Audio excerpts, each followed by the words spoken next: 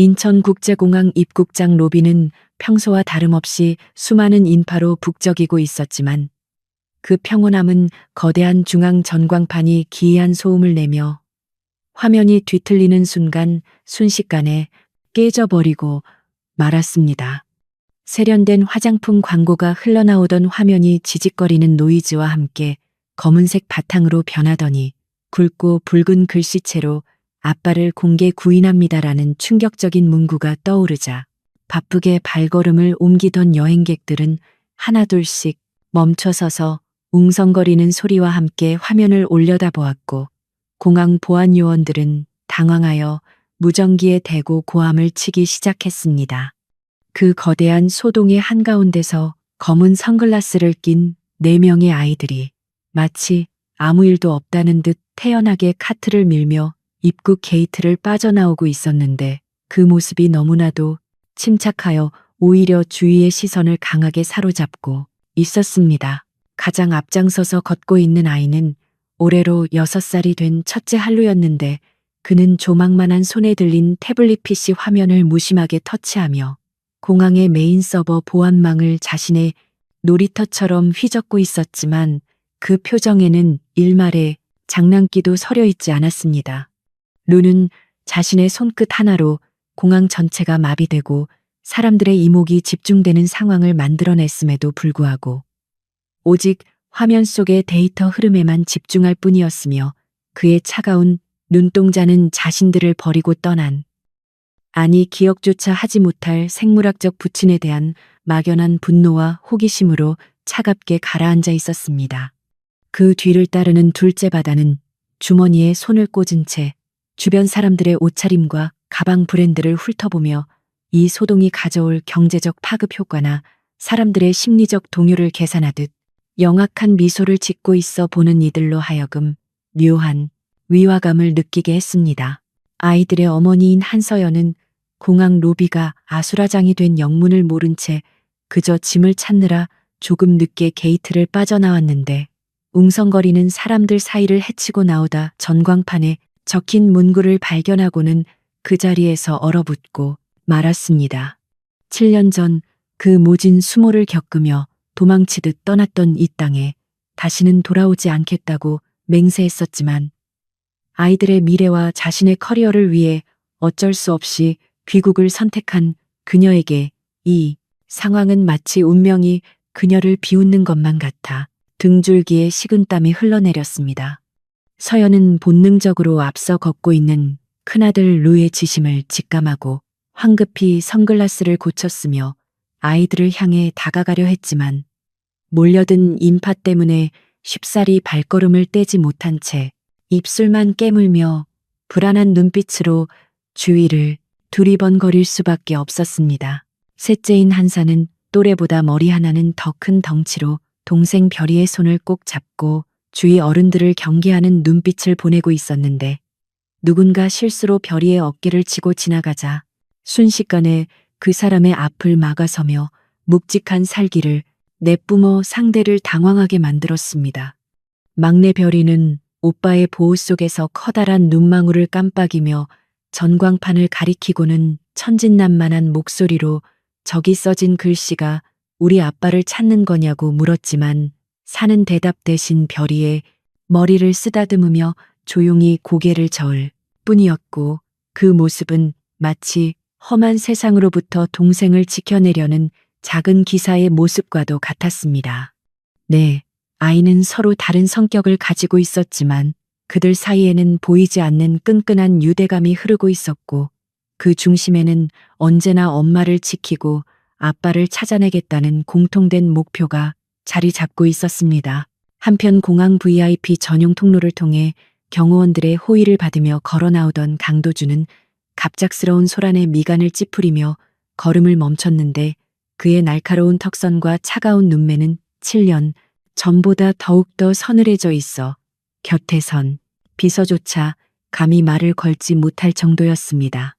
대한민국 재계 서열 1위인 태성그룹의 총수로서 그는 매분 매초가 돈으로 환산되는 삶을 살고 있었기에 이런 식의 무질서하고 소란스러운 상황을 병적으로 싫어했지만 오늘따라 가슴 한구석을 짓누르는 알 수 없는 답답함에 무심코 고개를 들어 문제의 전광판을 바라보았습니다. 아빠를 공개 구인합니다라는 터무니없는 문구를 본 도주는 헛웃음을 흘리며 다시 발걸음을 옮기려 했으나 그 순간 인파 속에 섞여 당황한 표정으로 아이들을 찾고 있는 한 여자의 옆모습이 그의 시야에 들어와 심장이 쿵 하고 내려앉는 충격을 받았습니다.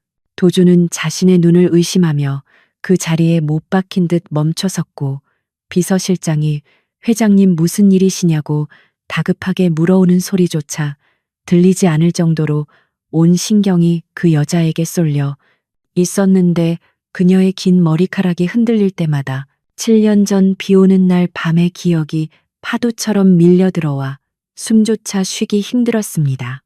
비록 선글라스로 얼굴의 절반을 가리고 있었지만 그 익숙한 턱선과 하얀 목덜미, 그리고 불안할 때면 입술을 깨무는 버릇까지 모든 것이 기억 속의 한서연과 너무나도 닮아 있어 도주는 저도 모르게 주먹을 꽉 쥐며 떨리는 입술을 달싹였습니다.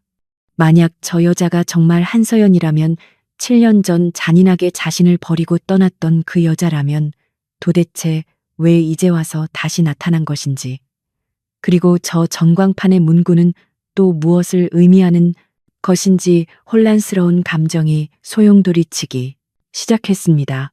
서연은 아이들을 겨우 한데 모아 빨리 공항을 빠져나가야 한다는 생각에 루의 손을 잡아 끌며 나직한 목소리로 꾸중을 하려 했지만 루는 태연하게 어깨를 으쓱하며 엄마가 아빠 이야기를 해주지 않으니 우리가 직접 찾을 수밖에 없지 않냐고 반박해 서연의 말문을 막히게 했습니다. 바다는 옆에서 거들며 우리가 찾는 아빠의 조건은 재산이 빌 게이츠보다는 많아야 하고 엄마 말을 잘 듣는 사람이어야 한다고 덧붙여 주변 사람들의 실소를 자아냈지만 서연은 얼굴이 화끈거려 쥐구멍이라도 찾고 싶은 심정이었습니다. 하지만 서연은 아이들이 이렇게까지 아빠를 그리워하고 있었다는 사실에 가슴 한구석이 욱신거려 차마 더 이상 화를 내지 못하고 그저 한숨을 내쉬며 아이들을 감싸 안고는 서둘러 출구를 향해 발걸음을 재촉했습니다. 도주는 멀어져 가는 서연의 뒷모습을 보며 경호팀장에게 당장 저 여자의 신원을 파악하고 저 아이들이 누구인지 알아오라고 차갑게 지시를 내렸지만 그의 목소리는 평소의 냉철함과는 달리 미세하게 떨리고 있었고 눈빛은 집요한 갈망으로 타오르고 있었습니다. 그는 7년 동안 단 하루도 그녀를 잊은 적이 없었고 그녀를 향한 원망과 그리움이 뒤섞인 감정은 그를 불면증이라는 지독한 고통 속에 가두어 두었기에 이번에야말로 그 지독한 인연의 끝을 확인하고 싶다는 충동이 강하게 일었습니다.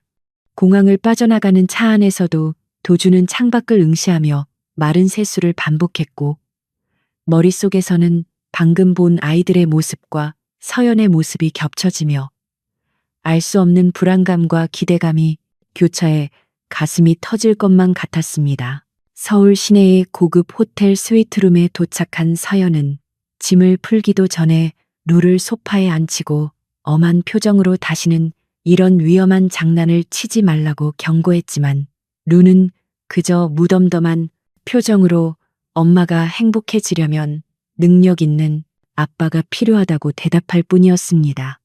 서연은 루의 그런 조숙하고 냉소적인 태도가 어딘가 모르게 그 사람을 닮아 있다는 생각에 흠칫 놀라며 고개를 저었고 아이들에게 아빠는 죽었다고 거짓말을 해왔던 지난날의 선택이 과연 옳았는지에 대한 회의감이 밀려왔습니다. 별이는 침대 위에서 뒹굴며 아까 공항에서 본 멋진 아저씨가 우리 아빠였으면 좋겠다고 천진난만하게 말했는데 그 말을 들은 서연의 심장은 철렁 내려앉았고 혹시라도 아이들이 그와 마주쳤을까봐 두려움에 몸을 떨었습니다. 그 시각 태성그룹 본사 회장실에 도착한 도주는 비서실장이 가져온 보고서를 펼쳐들었는데 그곳에는 세계적인 주얼리 디자이너 엘레나 한이라는 이름으로 활동 중인 한서연의 프로필과 함께 4명의 아이들에 대한 정보가 상세하게 적혀 있었습니다.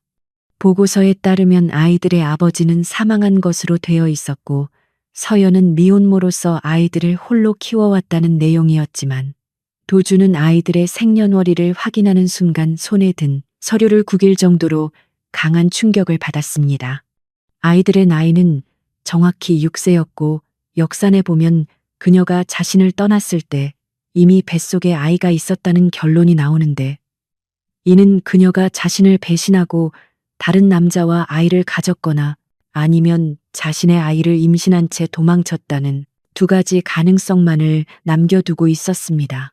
도주는 의자 깊숙이 몸을 파묻으며 고통스러운 신음과 함께 눈을 감았는데 만약 그 아이들이 자신의 핏줄이라면 왜 그녀는 임신 사실을 숨기고 떠나야만 했는지, 그리고 왜 7년이 지난 지금에서야 다시 나타난 것인지 도무지 이해할 수 없는 의문들이 꼬리에 꼬리를 물고 이어졌습니다.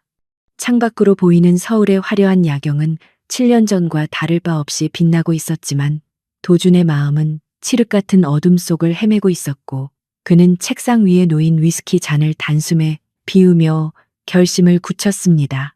내일 당장 그녀를 만나야겠다고 생각한 도준은 인터폰을 눌러 내일 예정된 모든 일정을 취소하고 엘레나 한이 참석한다는 디자이너 시상식에 참석하겠다고 지시하며 서랍 깊숙한 곳에 넣어두었던 낡은 커플링을 꺼내 물끄러미 바라보았습니다.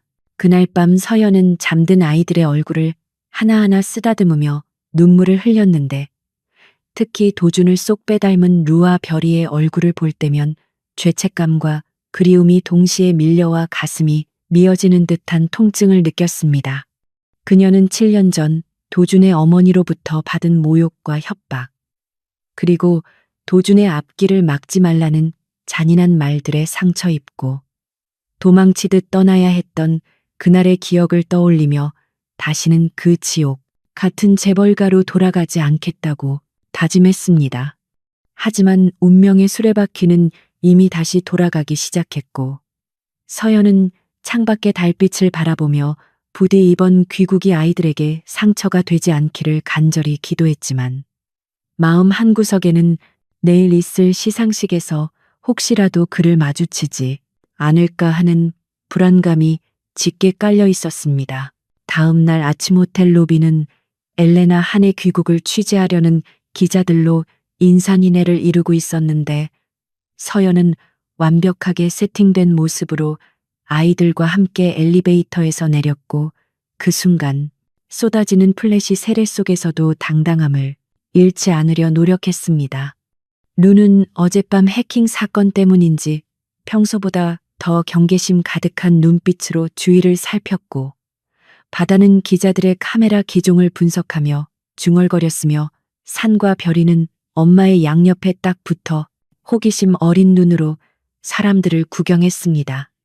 호텔을 나서려는 순간 검은색 세단 한 대가 미끄러지듯 로비 앞에 멈춰섰고 차문이 열리며 강도준이 내리자 순식간에 주위의 공기가 차갑게 얼어붙는 듯한 정적이 흘렀는데 서연은 그를 보자마자 숨이 내는 듯한 충격에 그 자리에서 굳어버리고 말았습니다. 도주는 수많은 기자들을 무시한 채 오직 서연만을 응시하며 천천히 다가왔는데 그의 눈빛은 7년의 세월을 뛰어넘어 오직 그녀만을 담고 있었고 그 강렬한 시선에 서연은 도망치고 싶었지만 발이 떨어지지 않아 꼼짝없이 그와 마주해야만 했습니다. 도준이 서연의 바로 앞까지 다가와 멈춰서자 두 사람 사이에는 팽팽한 긴장감이 감돌았고 그 숨막히는 침묵을 깬 것은 다름 아닌 막내 별이의 천진난만한 목소리였습니다. 별이는 도준의 바짓단을 잡고 고개를 갸웃거리며 아저씨는 누구냐고 물었고 도준은 천천히 무릎을 굽혀 별이와 눈높이를 맞추며 떨리는 목소리로 아저씨는 너희 엄마의 아주 오래된 친구라고 대답했지만 그 눈가는 붉게 충혈되어 있었습니다. 호텔 로비에서의 짧고도 강렬했던 만남 이후 한서연은 도망치듯 아이들을 차에 태워 그곳을 빠져나왔지만 심장은 여전히 진정되지 않은 채 요동치고 있었고 백미러로 확인한 그녀의 얼굴은 창백하게 질려 있었습니다. 도준이 자신을 바라보던 그 뜨겁고도 원망 섞인 눈빛이 뇌리에 박혀 지워지지 않았기에 그녀는 운전대를 잡은 손이 하얗게 질릴 정도로 힘을 주며 애써 침착함을 유지하려 노력했습니다. 뒷좌석에 앉은 네 아이는 평소와 달리 엄마의 눈치를 살피며 조용히 앉아 있었지만 그들의 눈빛 교환 속에는 이미 어른들은 알 수 없는 그들만의 비밀스러운 계획이 오가고 있었습니다. 특히 첫째 루는 창밖으로 스쳐 지나가는 서울의 풍경을 무심하게 바라보고 있었지만 그의 머릿속은 아까 마주친 강도준이라는 남자에 대한 데이터 분석으로 바쁘게 돌아가고 있었습니다. 다음 날 아침 서연은 세계적인 주얼리 브랜드와의 합작 계약을 위해 태성그룹 본사가 위치한 파이낸스 타워로 향해야만 했는데 아이들을 호텔에 두고 갈 수 없어 어쩔 수 없이 동행하게 되었습니다. 그녀는 아이들에게 로비에 있는 카페에서 얌전히 기다리라고 몇 번이고 당부하며 신신당부했지만 불안한 마음은 쉽게 가라앉지 않았고 아이들의 손에 비상용 스마트폰을 하나씩 쥐어주고 나서야 겨우 발걸음을 옮길 수 있었습니다. 엄마가 엘리베이터를 타고 올라가자마자 루는 기다렸다는 듯 가방에서 노트북을 꺼내 카페 테이블 위에 펼쳤고 바다는 주위 사람들의 동향을 살피며 루의 작업을 엄호하기 시작했습니다. 태성그룹 회장실에 앉아있던 강도준은 어제 공항과 호텔에서의 일로 인해 밤새 한숨도 자지 못해 눈 밑이 캬란 상태였지만 업무를 처리하는 손길만은 한치의 오차도 없이 냉철했습니다. 그는 비서실장에게 한서연의 뒤를 쫓으라고 지시한 후 자신의 컴퓨터 모니터를 응시하며 주가 변동 추이를 살피고 있었는데 갑자기 화면이 붉게 전멸하더니 경고음과 함께 시스템이 멈춰버리는 초유의 사태가 발생했습니다. 보안팀에서 다급하게 인터폰이 울려 퍼졌지만 도주는 오히려 차분하게 화면 중앙에 떠오른 팝업 창을 응시했는데 그곳에는 협박 문구가 아닌 기이한 질문 리스트가 적혀 있어 그를 당황하게 만들었습니다. 후보 1번 강도준, 자산 규모 합격, 외모 합격, 성격 테스트 진행 중 이라는 문구 아래에는 엄마를 울린 전적이 있습니까? 라는 질문이 깜빡거리고 있었고 도주는 이것이 단순한 해킹이 아님을 직감적으로 깨달았습니다.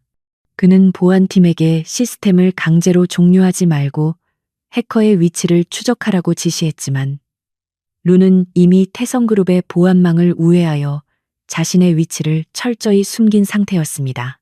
카페에 앉아있는 루는 무표정한 얼굴로 키보드를 두드리며 도준의 개인 서버에 접속해 그의 과거 행적과 건강 기록, 그리고 사생활까지 낱낱이 파헤치고 있었습니다. 루는 도준이 지난 7년간 심각한 불면증 치료를 받아왔다는 사실과 매년 특정한 날짜가 되면 누군가의 이름으로 거액의 기부를 해왔다는 기록을 발견하고는 잠시 손을 멈추고 생각에 잠겼습니다. 그 날짜는 바로 엄마와 아빠가 헤어진 날짜와 일치했고 기부처는 미혼모 지원 단체였기에 루는 이 남자가 엄마를 완전히 잊거나 미워하는 것만은 아닐지도 모른다는 가설을 세우게 되었습니다. 하지만 루는 아직 그를 아빠로 인정하기에는 이르다고 판단하며 엔터키를 눌러 도준의 모니터에 엄마를 지킬 힘이 있는지 증명하시오라는 마지막 메시지를 띄우고 시스템 접속을 종료했습니다. 회장실의 도준은 다시 정상으로 돌아온 모니터를 보며 헛웃음을 터뜨렸는데 대한민국 최고의 보안을 자랑하는 태성그룹의 서버가 고작 이런 장난 같은 메시지를 남기기 위해 뚫렸다는 사실의 분노보다는 호기심이 더 크게 일었습니다. 그는 이 해커가 자신과 한서연의 관계를 알고 있는 누군가일 것이라고 추측하며 의자에서 일어나 창밖을 내려다보았는데 건너편 카페 테라스에 앉아있는 작은 아이의 모습이 눈에 들어왔습니다. 거리가 멀어 얼굴은 보이지 않았지만 노트북을 덮고 태연하게 주스를 마시는 그 아이의 모습에서 도주는 어제 공항에서 보았던 그 꼬마를 떠올리며 묘한 기시감을 느꼈습니다. 한편 엄마와의 약속을 지키기 위해 카페에 얌전히 앉아있던 막내 별이는 오빠와 언니가 각자의 일에 몰두하는 사이 지루함을 참지 못하고 자리에서 일어나 카페 밖으로 걸어 나왔습니다. 별이는 로비 한가운데 장식된 거대한 크리스털 샹들리에의 반짝임에 홀려 자신도 모르게 발걸음을 옮기다 보니 어느새 VIP 전용 엘리베이터 앞까지 다다르게 되었습니다. 보안 요원들이 잠시 자리를 비운 사이 열려있던 엘리베이터 문을 본 별이는 호기심에 안으로 쏙 들어갔고 닫힘 버튼을 누르며 까르르 웃음을 터뜨렸습니다. 엘리베이터가 고층으로 올라가는 동안 별이는 거울에 비친 자신의 모습을 보며 춤을 추고 있었는데 갑자기 문이 열리며 굳은 표정의 강도준이 안으로 들어왔습니다. 도준은 보안팀을 점검하기 위해 내려가려던 참이었는데 텅 비어 있어야 할 VIP 엘리베이터 안에 조그만 여자아이가 타고 있자 당황하여 미간을 찌푸렸습니다. 하지만 별이는 도준을 보고도 전혀 겁먹지 않고 오히려 눈을 동그랗게 뜨고 그를 올려다보며 방긋 웃어 보였는데 그 미소가 너무나도 해맑아 도준은 순간적으로 할 말을 잃고 말았습니다. 도준은 아이를 내보내려 했지만 엘리베이터 문은 이미 닫혀버렸고 좁은 공간 안에는 차가운 성격의 재벌 총수와 천진난만한 6살 꼬마만이 남겨지게 되었습니다. 어색한 침묵을 깬 것은 별이었는데 그녀는 도준의 바지 주머니를 톡톡 건드리며 아저씨는 돈이 아주 많냐고 당돌하게 물어 도준을 어이없게 만들었습니다. 도준이 기가 차다는 듯 웃으며 왜 그런 걸 묻냐고 되묻자 별이는 고개를 푹 숙이며 엄마가 우리 4명을 키우느라 밥값 때문에 힘들어한다고 시무룩하게 대답했습니다. 그 말을 들은 도준의 가슴 한구석이 욱신거렸는데 그는 자신도 모르게 무릎을 굽혀 별이와 눈높이를 맞추고 아이의 얼굴을 자세히 들여다보게 되었습니다. 가까이서 본 별이의 눈동자는 자신의 것과 소름 끼칠 정도로 닮아 있었는데 짙은 갈색 눈동자 속에 비친 자신의 모습이 마치 거울을 보는 듯한 착각을 불러일으켰습니다. 도준은 홀린 듯 손을 뻗어 별이의 머리를 쓰다듬으며 이름이 뭐냐고 물었고 별이는 한별이라고 대답하며 아저씨 품에서 나는 냄새가 좋다고 품에 안겨들었습니다. 평소 결벽증이 있어 타인과의 접촉을 극도로 꺼리던 도준이었지만 이상하게도 별이의 따뜻한 체온이 닿자 거부감보다는 알 수 없는 안도감과 포근함이 밀려왔습니다. 그는 엉거주춤한 자세로 별이를 안아들었는데 작고 가벼운 아이의 무게가 어깨를 짓누르는 듯한 중압감으로 다가오면서도 동시에 7년 동안 텅 비어있던 가슴을 채워주는 듯했습니다. 엘리베이터가 1층에 도착하고 문이 열리자 로비에 있던 직원들은 회장님이 낯선 아이를 안고 나오는 광경에 경악하여 숨을 죽였고 도준은 주위 시선은 아랑곳하지 않고 아이를 안은 채 로비를 가로질렀습니다. 그 시각 카페에서 동생이 사라진 것을 뒤늦게 알아챈 산이와 바다는 사색이 되어 주위를 뒤지고 있었고 미팅을 마치고 내려오던 서연 역시 아이들이 보이지 않자 패닉 상태에 빠져 로비를 뛰어다니고 있었습니다. 서연은 울먹이며 별이의 이름을 목 놓아 부르다 웅성거리는 사람들 틈 사이로 익숙한 뒷모습을 발견하고는 심장이 오를 듯한 충격을 받았습니다. 도준이 별이를 소중하게 안고 있는 모습을 본 서연은 본능적으로 모성애가 발동하여 앞뒤 잴 것 없이 그를 향해 달려갔습니다.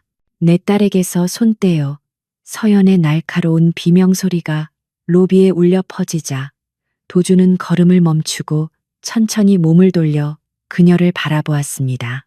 서연은 거칠게 숨을 몰아쉬며 도준의 품에서 별이를 낚아채듯 빼앗아 안았고 경계심 가득한 눈빛으로 그를 노려보며 뒷걸음질 쳤습니다. 도준은 빈손이 된 자신의 팔을 멍하니 내려다보다가 천천히 시선을 올려 서연과 별이를 번갈아 바라보았는데 그의 눈빛은 혼란과 확신 사이에서 위태롭게 흔들리고 있었습니다. 당신, 대체 나한테 뭘 숨기고 있는 거야? 도준의 낮고 서늘한 목소리가 서연의 귓가에 꽂히자 그녀는 몸을 바들바들 떨며 아무것도 아니라고 부정했지만 흔들리는 동공은 거짓말을 하고 있음을 여실히 드러내고 있었습니다. 그때 카페에서 뛰어온 루. 바다. 산이가 엄마와 별이의 앞을 막아서며 도준을 향해 적대적인 눈빛을 보냈는데 4명의 아이들이 한자리에 모이자 그들이 뿜어내는 기운은 도준을 압도하기에 충분했습니다. 도준은 자신과 똑같은 눈매를 가진 네 아이를 보며 머릿속에서 퍼즐 조각이 맞춰지는 듯한 전율을 느꼈고 7년 전 그날 밤의 진실이 서서히 수면 위로 떠오르는 것을 직감했습니다. 서연은 아이들을 감싸며 도준에게 다시는 우리 앞에 나타나지 말라고 소리쳤지만 그 목소리에는 힘이 없었고 오히려 애원하는 듯한 떨림이 섞여 있었습니다. 그녀는 황급히 아이들을 데리고 회전문을 빠져나갔지만 도준은 그들을 쫓아가지 않고 그 자리에 서서 멀어지는 그들의 뒷모습을 하염없이 바라만 보았습니다. 그의 손에는 방금 별이를 안았을 때 몰래 뽑은 머리카락 한 올이 쥐어져 있었고 그것은 그가 오랫동안 찾아 헤맸던 진실의 열쇠가 되어줄 것이었습니다. 도준은 주먹을 꽉 쥐며 머리카락을 자신의 재킷 안주머니에 조심스럽게 넣었고 비서실장을 불러 당장 유전자 검사센터에 연락하라고 지시했습니다. 그의 눈빛은 더 이상 혼란스럽지 않았고 차갑게 가라앉은 분노와 함께 반드시 내 아이들을 되찾겠다는 강한 집념이 타오르고 있었습니다. 7년 동안 죽은 듯이 고요했던 그의 삶에 거대한 폭풍이 몰아치기 시작했고 그는 기꺼이 그 폭풍 속으로 걸어 들어갈 준비를 마쳤습니다. 집으로 돌아오는 차 안에서 별이는 엄마에게 그 아저씨가 나쁜 사람이냐고 물었지만 서연은 아무 대답도 하지 못한 채 흐르는 눈물을 닦아낼 뿐이었습니다. 루는 백미러를 통해 엄마의 우는 모습을 지켜보며 태블릿 PC를 켜고 아까 해킹해둔 도준의 일정표를 확인했는데 거기에는 유전자 검사센터 방문이라는 일정이 새로 추가되어 있었습니다. 루는 입술을 깨물며 형제들에게 눈짓을 보냈고 바다는 고개를 끄덕이며 미리 준비해둔 작전 B를 실행할 때가 왔음을 알렸습니다. 그날 밤 도준은 텅 빈 펜트하우스 거실에 앉아 위스키 잔을 기울이며 창밖을 바라보았지만 그의 머릿속은 온통 별이의 해맑은 미소와 서연의 두려움에 찬 눈빛으로 가득 차 있었습니다. 그는 자신이 그토록 그리워했던 여자가 자신을 철저히 속이고 아이들을 숨겨왔다는 사실에 배신감을 느꼈지만 동시에 그녀가 혼자서 네 아이를 키우며 겪었을 고통을 생각하면 가슴이 미어지는 듯 했습니다. 도준은 탁자 위에 놓인 가족 사진을 엎어버리며 고통스러운 신음을 토해냈고 내일 밝혀질 유전자 검사 결과가 그들의 운명을 어떻게 바꿔놓을지 두려움과 기대가 뒤섞인 밤을 보내야만 했습니다. 한편 서연의 오피스텔에서는 긴급 가족회의가 열렸는데 내 아이는 심각한 표정으로 거실에 둘러앉아 엄마를 지키기 위한 대책을 논의하고 있었습니다. 바다는 우리가 아빠를 찾으러 왔지만 그 아빠가 엄마를 힘들게 한다면 필요 없다고 단호하게 말했고 산이는 주먹을 쥐어 보이며 자신이 엄마를 지키겠다고 맹세했습니다. 루는 조용히 듣고 있다가 나직한 목소리로 그 아저씨가 유전자 검사를 의뢰했어 라고 말해 모두를 놀라게 했는데 서연은 방 문틈으로 그 이야기를 듣고 주저앉아 입을 틀어막고 오열했습니다. 아이들은 엄마의 울음소리를 듣고 서로를 바라보며 결의에 찬 눈빛을 교환했고 루는 바다에게 준비됐지라고 물었습니다.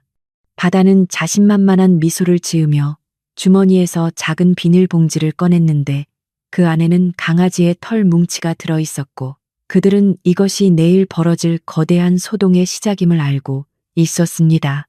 밤이 깊어가고 있었지만 그들의 전쟁은 이제 막 시작되었고 운명의 장난은 그들을 더욱 깊은 소용돌이 속으로 몰아넣고 있었습니다. 태성그룹의 본사 회장실 문이 거칠게 닫히며 무거운 정적이 흘렀고 그 안에는 팽팽한 긴장감만이 감돌고 있었는데 강도준은 한서연을 소파에 앉히고는 마치 죄인을 신문하듯 그녀의 앞을 가로막고 서서 차가운 눈빛으로 내려다보고 있었습니다.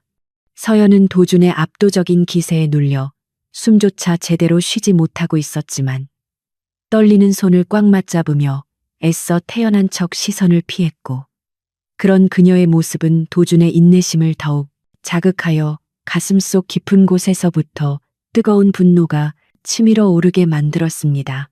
도준은 넥타이를 거칠게 풀어헤치며 한숨을 내쉬었고, 낮게 깔린 목소리로 지난 7년 동안 어디서 누구와 어떻게 살았는지, 그리고 그 아이들은 도대체 누구의 씨앗인지를 단도직입적으로 물으며 그녀를 벼랑 끝으로 몰아세웠습니다. 서연은 도준의 질문에 심장이 덜컥 내려앉았지만 여기서 진실을 말했다가는 아이들을 빼앗길지도 모른다는 공포심에 입술을 깨물며 거짓말을 하기로 결심했고, 떨리는 목소리로 아이들은 미국에서 만난 남편과의 사이에서 낳은 자식들이라고 대답했습니다.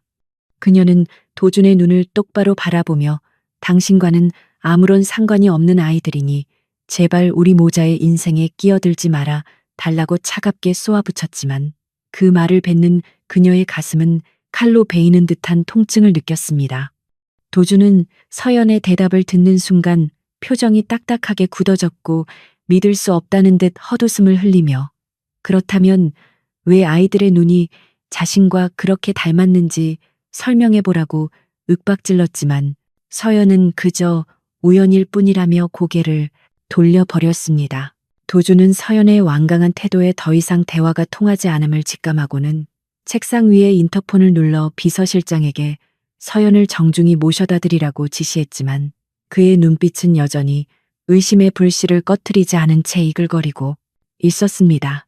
서연이 회장실을 나가는 순간까지 도준은 그녀의 뒷모습에서 눈을 떼지 못했고, 문이 닫히자마자 재킷 안주머니에서 아까 몰래 뽑아둔 별이의 머리카락이 담긴 투명한 비닐봉지를 꺼내 책상 위에 올려두었습니다. 그는 가늘고 부드러운 머리카락을 바라보며 이것만이 모든 진실을 밝혀줄 유일한 열쇠라고 확신했고, 비서실장을 다시 불러 극비리의 최고 수준의 유전자 검사 기관에 의뢰하라고 지시하며 결과는 내일 아침 가장 먼저 보고받겠다고 덧붙였습니다. 한편 호텔로 돌아온 서연은 다리가 풀려 침대 위에 주저앉았고, 엄마의 창백한 얼굴을 본 아이들은 걱정스런 표정으로 다가와 그녀를 위로했지만 서연은 아이들을 끌어안고 하염없이 눈물을 흘리며 미안하다는 말만 반복했습니다. 엄마가 잠시 욕실에 들어간 사이 루는 심각한 표정으로 형제들을 소집했고, 자신의 태블릿 PC를 통해 도준의 비서실장이 유전자 검사 센터로 향하는 차량의 위치 정보를 실시간으로 추적하기 시작했습니다. 루는 지금 당장 손을 쓰지 않으면 엄마의 거짓말이 들통나고 우리는 그 무서운 아저씨의 집으로 끌려가게 될 것이라고 경고했고, 이에 바다는 비장한 표정으로 미리 준비해둔 작전을 실행하기 위해 가방을 챙겨 들었습니다. 아이들의 작전명은 강아지 털 바꿔치기였는데 이 무모하고도 기발한 계획의 핵심은 검체 운송 차량이 신호 대기로 멈춰서는 찰나의 순간을 노려 내용물을 바꿔치기하는 것이었습니다. 산이는 호텔 로비에서 경비원이 잠시 자리를 비운 사이 경비견인 골든 리트리버의 털을 몰래 뽑아왔는데, 그 털은 별이의 머리카락과 색깔이 비슷하여 육안으로는 쉽게 구별하기 힘들 정도였습니다. 루는 해킹을 통해 검체 운송 차량이 지나갈 경로의 신호등 조작을 시도했고, 바다는 퀵서비스 기사로 위장하여 오토바이를 타고 차량의 뒤를 쫓으며 기회를 엿보고 있었습니다. 서울 도심의 도로는 퇴근 시간과 겹쳐 혼잡하기 그지없었지만 루의 천재적인 계산 덕분에 운송 차량은 인적 드문 교차로에서 붉은 신호등에 걸려 멈춰서게 되었고, 그 순간을 놓치지 않고 바다가 탄 오토바이가 차량 옆으로 바짝 붙었습니다.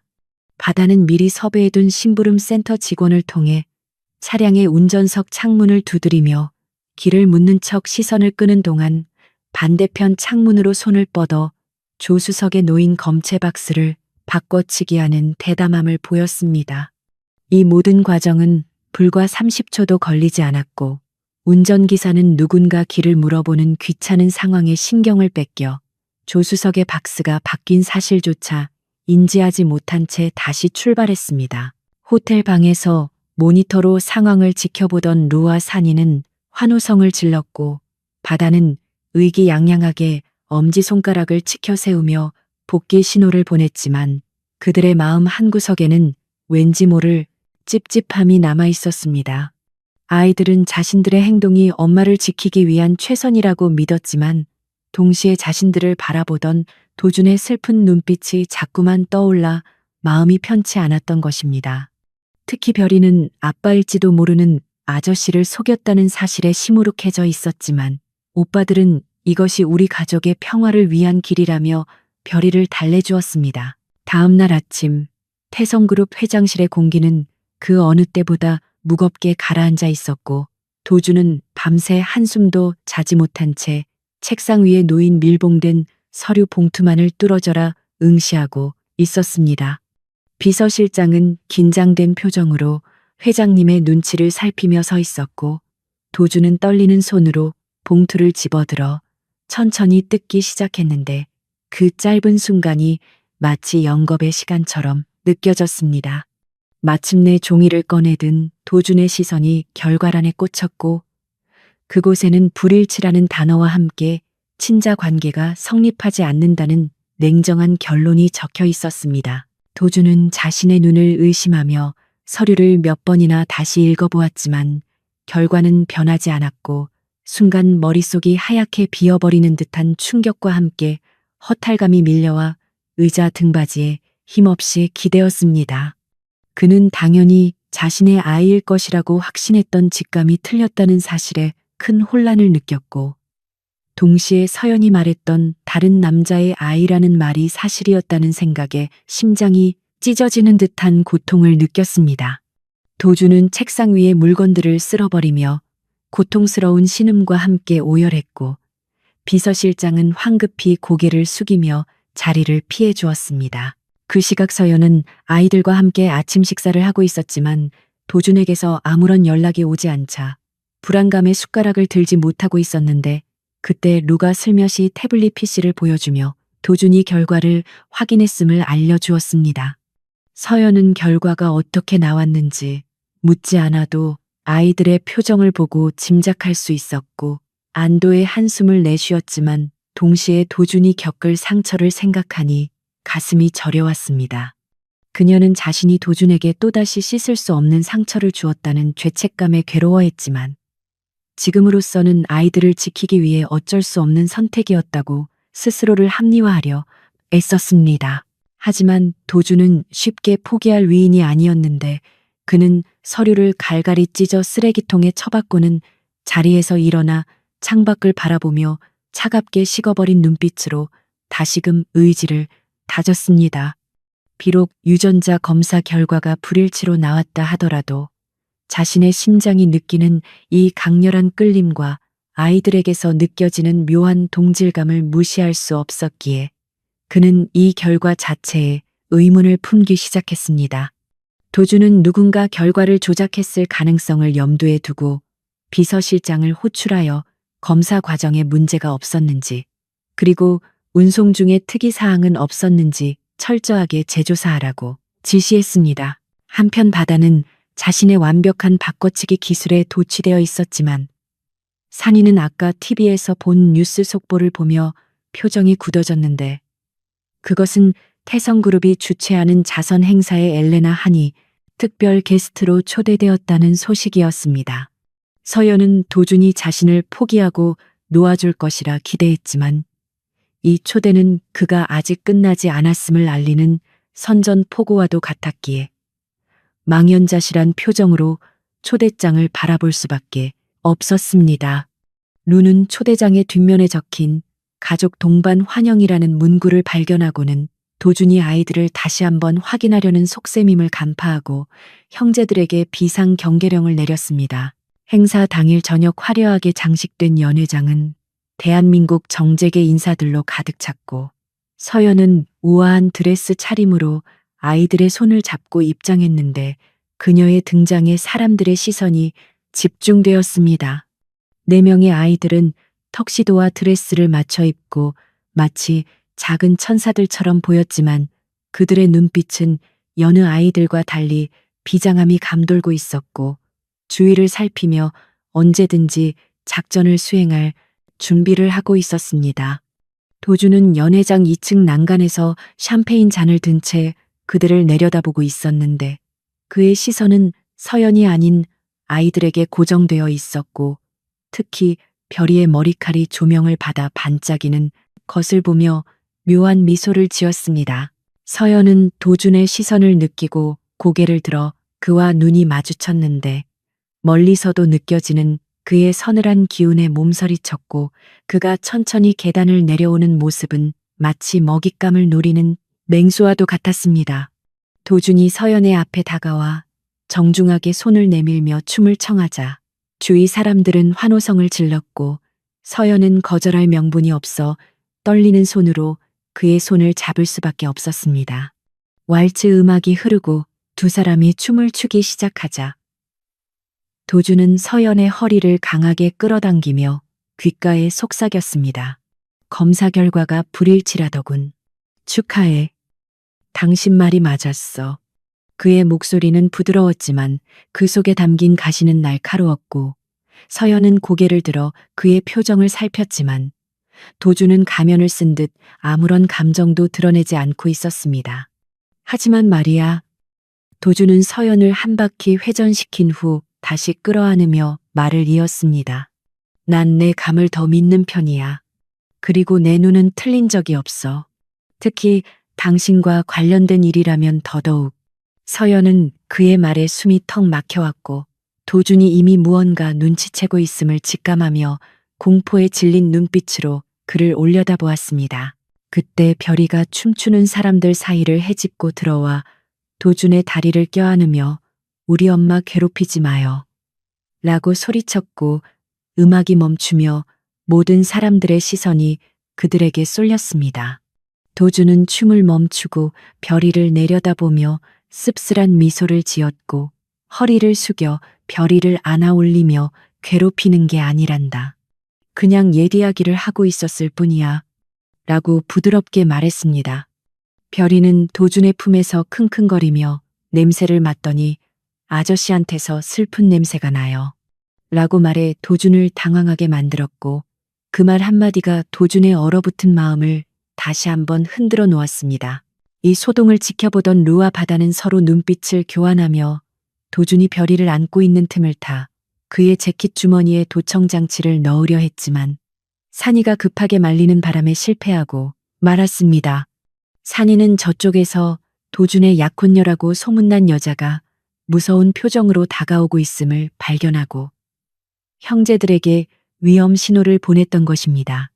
화려한 드레스를 입은 그 여자는 도준의 팔짱을 끼며 서연을 위아래로 훑어보았고 경멸 어린 눈빛으로 이런 근본 없는 여자가 감히 회장님과 춤을 춰라며 모욕적인 언사를 내뱉었습니다. 서연은 얼굴이 화끈거려 고개를 숙였지만 아이들은 엄마가 모욕당하는 것을 참지 못하고 주먹을 쥐며 앞으로 나섰는데 특히 평소 얌전하던 산이의 눈빛이 매섭게 변해 있었습니다. 도주는 약혼녀의 팔을 거칠게 뿌리치며 차가운 목소리로 말조심해. 이분은 내 귀한 손님이야. 라고 일갈했지만 약혼녀는 분을 참지 못하고 서연을 향해 손을 치켜들었습니다. 그 순간 산이가 번개같이 달려들어 약혼녀의 앞을 막아서며 그녀의 손목을 낚아챘고 어린아이답지 않은 악력에 약혼녀는 비명을 지르며 주저앉고 말았습니다. 연회장은 순식간에 아수라장이 되었고 기자들은 셔터를 눌러대느라 정신이 없었지만 도주는 그 혼란 속에서도 오직 아이들의 행동 하나하나를 유심히 관찰하고 있었습니다.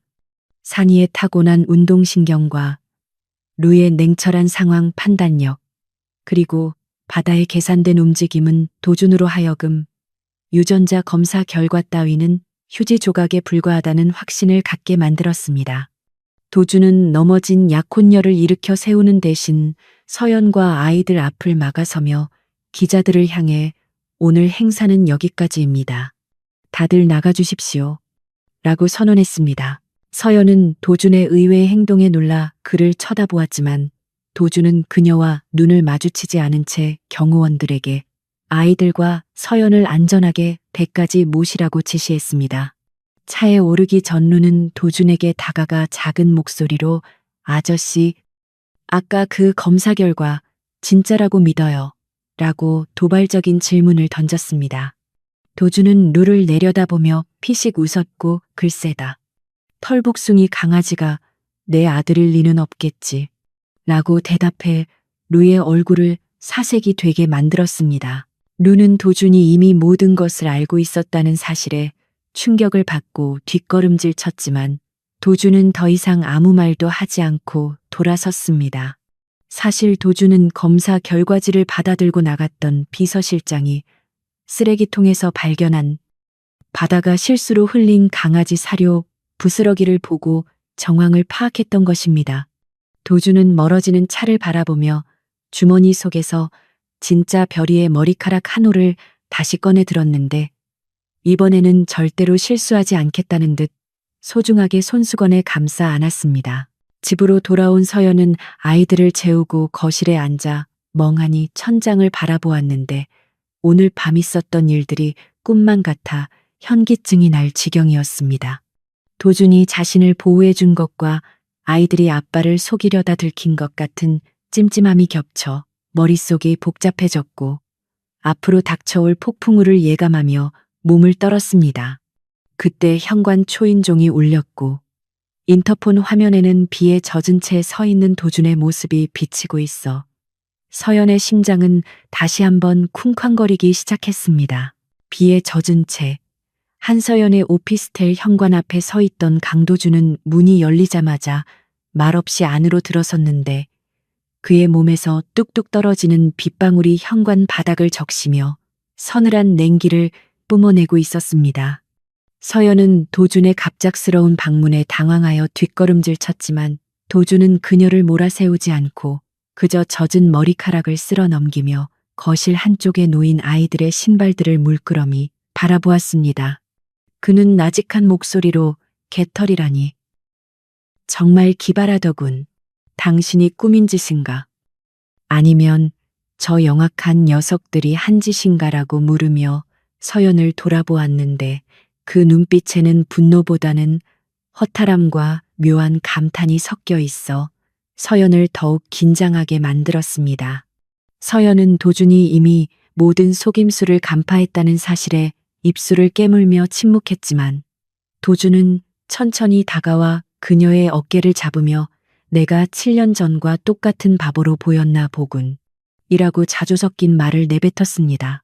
그때 방문이 벌컥 열리며 내 아이가 뛰쳐나와 엄마의 앞을 막아섰는데 잠옷 차림의 아이들은 졸린 눈을 비비면서도 도준을 향한 경계심을 늦추지 않고 씩씩거리고 있었습니다. 산이는 장난감 야구방망이를 꽉 쥐고 도준을 노려보았고 루는 차가운 표정으로 아저씨, 주거침 입죄로 경찰 부르기 전에 나가요. 라고 경고하며 스마트폰을 들어보였습니다. 도준은 자신을 적대시하는 아이들의 모습을 보며 씁쓸한 미소를 지었지만 동시에 그 당돌함이 자신을 쏙 빼닮았다는 생각에 가슴 한구석이 뻐근해지는 것을 느꼈습니다. 그는 손을 들어 항복 표시를 하듯 뒤로 물러나며 오늘은 그냥 얼굴 보러 왔다. 하지만 다음에는 내 자리를 찾으러 올 거야. 라는 의미심장한 말을 남기고는 젖은 등을 보이며 현관을 나섰습니다. 다음 날 아침 태성그룹이 후원하는 명품 주얼리 브랜드 런칭쇼에 한서연이 메인 디자이너 자격으로 초대받았다는 소식이 전해지자 업계는 술렁이기 시작했습니다. 이 행사는 도준의 정략 결혼 상대이자 태성그룹의 안주인 자리를 노리는 최미라가 주최하는 것이었는데 그녀는 서연을 공개적으로 망신주기 위해 치밀한 함정을 파놓고 있었습니다. 최미라는 언론에 서연이 미혼모라는 사실을 은연중에 흘리며 그녀의 도덕성을 공격할 준비를 마쳤고 서연은 이것이 함정임을 알면서도 디자이너로서의 자존심을 지키기 위해 피하지 않고 정면 돌파를 선택했습니다. 행사장인 특급 호텔 그랜드 볼룸은 화려한 샹들리에와 값비싼 꽃장식으로 꾸며져 있었고, 대한민국 내로라 하는 사모님들과 연예인들이 모여 샴페인 잔을 부딪히며 사교의 장을 펼치고 있었습니다. 서연은 심플하지만 우아한 블랙드레스를 입고 행사장에 들어섰는데, 그녀의 곁에는 턱시도와 드레스를 차려입은 네 아이가 마치 보디가드처럼 든든하게 따르고 있어 사람들의 이목을 집중시켰습니다. 룬은 행사장 곳곳에 설치된 CCTV 위치와 음향 시스템을 눈으로 스캔하며 무언가 심상치 않은 기류를 감지했고, 산이는 엄마의 손을 꼭 잡고 주위 사람들의 시선을 날카롭게 받아내고 있었습니다. 최미라는 무대 중앙에서 화려한 붉은 드레스를 입고 손님들을 맞이하다가 서연이 들어오는 것을 보고는 입가에 비릿한 미소를 띠며 다가왔습니다. 그녀는 고의적으로 목소리를 높여 어머, 엘레나 한 디자이너님. 애딸린 미혼모가 이런 고상한 자리에 아이들까지 데리고 오다니. 여기가 동네 놀이터인 줄 아세요? 라고 비아냥거려 주위를 순식간에 조용하게 만들었습니다. 서연은 모욕적인 언사의 얼굴이 굳어졌지만 애써 침착함을 유지하며 주최 측에서 가족 동반을 허용했다고 들어서 데려왔을 뿐입니다. 라고 정중하게 대꾸했습니다. 하지만 최미라는 멈추지 않고 서연의 코앞까지 다가와 와인잔을 흔들며 압이 없는 자식들이라 그런지 가정교육을 못 받은 티가 나네요. 7년 전에도 주제 파악 못하고 설치더니 여전하시네. 라며 서연의 가장 아픈 상처를 건드렸습니다. 그 말을 들은 서연의 눈동자가 흔들렸고 참다 못한 그녀가 말 조심하세요. 라고 항의하려던 순간 최미라가 갑자기 손에 들고 있던 레드와인을 서연의 드레스에 확 끼얹어 버렸습니다. 붉은 와인이 서연의 하얀 피부와 검은 드레스를 타고 흘러내리자 행사장은 경악에 찬 비명소리로 가득 찼고 최미라는 어머, 손이 미끄러졌네. 싸구려 옷이라 빨아입으면 되겠어. 라며 뻔뻔하게 비웃었습니다. 서연이 수치심에 고개를 떨구고 있을 때 어디선가 우리 엄마한테 무슨 짓이야. 라는 고함과 함께 셋째 산이가 튀어나왔는데 그의 손에는 평소 아끼던 장난감 고무탄환 총이 들려 있었습니다. 산이는 정확한 조준 자세를 취하고는 망설임 없이 방아쇠를 당겼고 탕하는 경쾌한 파열음과 함께 고무탄환이 정확히 최미라의 머리를 강타했습니다. 순간 최미라가 중심을 잃고 휘청거렸는데 그 충격으로 그녀가 쓰고 있던 풍성하고 화려한 가발이 힘없이 벗겨져 바닥으로 툭 떨어지고 말았습니다. 가발이 벗겨진 최미라의 머리는 듬성듬성한 탈모가 진행된 상태였고 평소 완벽한 외모를 자랑하던 재벌가 딸의 민낯이 만천하에 드러나자 행사장은 정적을 넘어선 충격에 휩싸였습니다. 최미라는 비명을 지르며 자신의 머리를 감싸쥐고 주저앉았지만 아이들의 복수는 여기서 끝이 아니었습니다. 무대 뒤편 조명실 근처에 숨어있던 첫째 루가 태블릿 PC의 엔터키를 누르자 행사장 정면의 대형 스크린 화면이 지직거리며 바뀌기 시작했습니다. 스크린에는 최미라가 대기실에서 누군가와 통화하는 영상이 재생되었는데 한서연 그년 오늘 아주 짓밟아 놓을 거야. 기자들한테 돈 좀 찔러줘서 기사 막 쓰게 하고 심사위원들도 매수해. 라는 그녀의 천박하고 악독한 목소리가 고성능 스피커를 통해 행사장에 쩌렁쩌렁 울려 퍼졌습니다.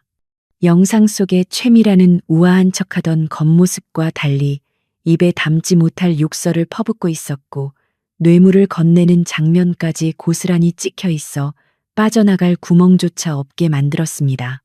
사람들은 수근거리며 스마트폰을 꺼내 이 충격적인 장면을 촬영하기 시작했고 최미라는 꺼당장 저거 안 거라고 악을 쓰며 발악했지만 이미 엎질러진 물이었습니다. 둘째 바다는 사람들 사이를 돌아다니며 와. 저 아줌마 머리 심는 비용만 5천만 원은 들겠는데 태성그룹주가 떨어지는 소리가 들리네. 라고 짐짓 심각한 표정으로 중얼거려 주위 사람들의 실수를 자아냈습니다. 막내 별이는 넘어진 최미라에게 다가가 떨어진 가발을 주워 내밀며 아줌마, 머리카락 떨어졌어요. 이거 쓰면 다시 예뻐질 거예요. 그러니까 화내지 마세요. 라고 천사 같은 표정으로 말해 최미라를 2번 죽이는 결정타를 날렸습니다. 순수해서 더 잔인한 별이의 위로에 주위 사람들은 참았던 웃음을 터뜨렸고 최미라는 수치심을 이기지 못하고 거품을 물고 기절해버리고 말았습니다. 이 모든 난장판을 2층 VIP룸 테라스에서 내려다보고 있던 강도주는 와인잔을 든 채 묘한 표정을 짓고 있었는데 처음에는 서연이 당하는 것을 보고 당장 뛰쳐내려 가려 했으나 아이들이 나서는 것을 보고 멈칫했던 것이었습니다. 그는 자신의 약혼녀가 처참하게 망가지는 꼴을 보며 안타까워하기는커녕 입가에 번지는 미소를 숨기지 못했는데 특히 산이의 사격 실력과 루의 해킹 능력, 그리고 상황을 장악하는 아이들의 대담함에 전율을 느꼈습니다. 도주는 저 성격, 저 눈빛, 저 잔인할 정도의 결단력. 내 핏줄이 아니고서는 설명이 안 되지. 라고 중얼거리며 확신에 찬 눈빛으로 고개를 끄덕였습니다.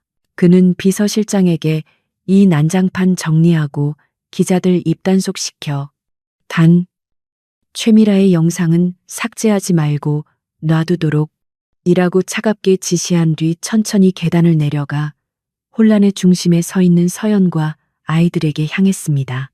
도준이 나타나자 웅성거리던 인파가 홍해 갈라지듯 길을 터주었고 그는 쓰러진 최미라를 쳐다보지도 않고 곧장 서연에게 다가가 자신의 재킷을 벗어 와인에 젖은 그녀의 어깨를 감싸주었습니다.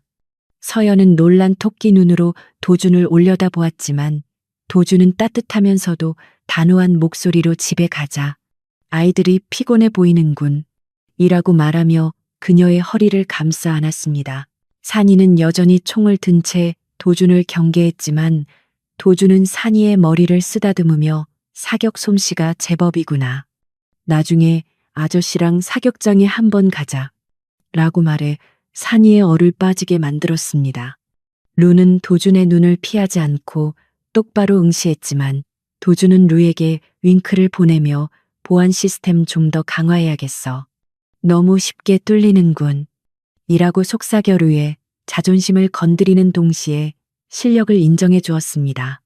네 아이는 얼떨결에 도준의 호의를 받으며 행사장을 빠져나왔고 수많은 카메라 플래시가 그들의 뒷모습을 비추었지만 도준은 마치 자신의 가족을 세상에 공표하듯 당당하게 걸어 나갔습니다. 호텔 로비를 빠져나와 도준의 리무진에 타자마자 긴장이 풀린 서연은 참았던 숨을 몰아쉬며 손을 떨었는데 별이가 고사리 같은 손으로 엄마의 손을 잡아주며 엄마, 우리가 이겼어. 아줌마가 빡빡이 대머리였어. 라고 제잘거려 차 안의 무거운 공기를 깨뜨렸습니다. 서연은 아이들의 철없는 말에 피식 웃음을 터뜨리면서도 한편으로는 도준에게 이런 꼴을 보였다는 사실에 민망함을 감출 수 없었습니다. 도준은 운전석에 격벽을 올리고 뒷좌석의 조명을 은은하게 조절한 뒤 서연을 바라보며 아이들이 당신을 지키려는 마음이 대단하군. 나보다 훨씬 낫네. 라고 씁쓸하게 칭찬했습니다. 서연은 도준의 말에 가슴이 찡해져 고개를 숙였고 죄송해요. 제 아이들이 예의가 없어서 라고 사과하려 했지만 도준은 그녀의 말을 가로막으며 고개를 저었습니다. 아니, 아주 훌륭했어. 내 속이 다 시원하더군. 그리고 도준은 잠시 말을 멈추고 내 아이를 하나하나 눈에 담으며 말을 이었습니다. 누구 유전자인지 몰라도 아주 독하고 똑똑하고 뻔뻔해. 그래서 더 마음에 드는군. 도준의 직설적인 말에 서연은 심장이 철렁 내려앉았고 루와 바다는 서로의 눈치를 보며 침을 꿀꺽 삼켰습니다. 도준은 아이들을 집까지 데려다 주었고 차에서 내리는 서연의 손목을 잠시 잡고 놓지 않으며 내일 저녁 내가 당신 집으로 가겠어. 그때는 거짓말이나 속임수 없이 진짜 이야기를 듣고 싶어 라고 통보하듯 말했습니다. 서연은 그의 진지한 눈빛을 피하지 못하고 힘없이 고개를 끄덕였고 도주는 그제야 손을 놓고 아이들에게 잘 자라. 꼬마 악당들 이라고 인사하며 차 문을 닫았습니다. 차가 멀어지는 것을 보며 서연은 이제 더 이상 진실을 숨길 수 없음을 깨달았고 다가올 내일이 두려우면서도 한편으로는 7년간 묵혀왔던 응어리를 풀어낼 수 있을지도 모른다는 희망을 품게 되었습니다. 집으로 들어온 아이들은 흥분이 가라앉지 않아 거실을 뛰어다니며 무용담을 늘어놓았지만 서연은 조용히 욕실로 들어가 거울 속에 비친 자신의 모습을 바라보며 긴 한숨을 내쉬었습니다. 와인으로 얼룩진 드레스는 엉망이었지만 그녀의 눈빛만은 7년 전 그 약했던 여자가 아닌 내 아이를 지키기 위해 강해진 엄마의 눈빛으로 빛나고 있었습니다. 그녀는 도준에게 털어놓을 7년 전의 진실. 그 잔인하고도 슬픈 기억의 조각들을 하나둘씩 맞추어 보며 마음의 준비를 하기 시작했습니다. 한편 펜트하우스로 돌아온 도준은 서재에 앉아 오늘 행사장에서 찍힌 CCTV 영상을 돌려보고 있었는데 화면 속 아이들의 모습에서 시선을 떼지 못했습니다. 특히 미라의 가발이 벗겨지는 순간 산이의 쾌재를 부르는 표정과 루의 냉소적인 미소는 도준의 어린 시절 앨범 속에 있는 자신의 표정과 판박이처럼 닮아 있어 유전자 검사 결과 따위는 더 이상 필요 없음을 다시 한번 확인시켜 주었습니다. 그는 서랍 깊숙한 곳에서 어머니의 사진을 꺼내 엎어버리며 어머니, 당신이 버리라고 했던 그 씨앗들이 이렇게 무섭게 자라서 돌아왔습니다. 이제 저는 그 아이들을 지키기 위해 당신과도 싸울 겁니다. 라고 나직하게 맹세했습니다. 밤이 깊어가고 서울의 야경은 여전히 화려했지만 도준과 서연, 그리고 내 아이의 운명은 이제 되돌릴 수 없는 거대한 소용돌이 속으로 빨려 들어가고 있었습니다. 내일 밝혀질 7년 전의 진실은 도준을 무너뜨릴 수도 아니면 그를 구원할 수도 있는 양날의 검과 같았지만 그는 기꺼이 그 칼날을 쓴 준비가 되어 있었습니다.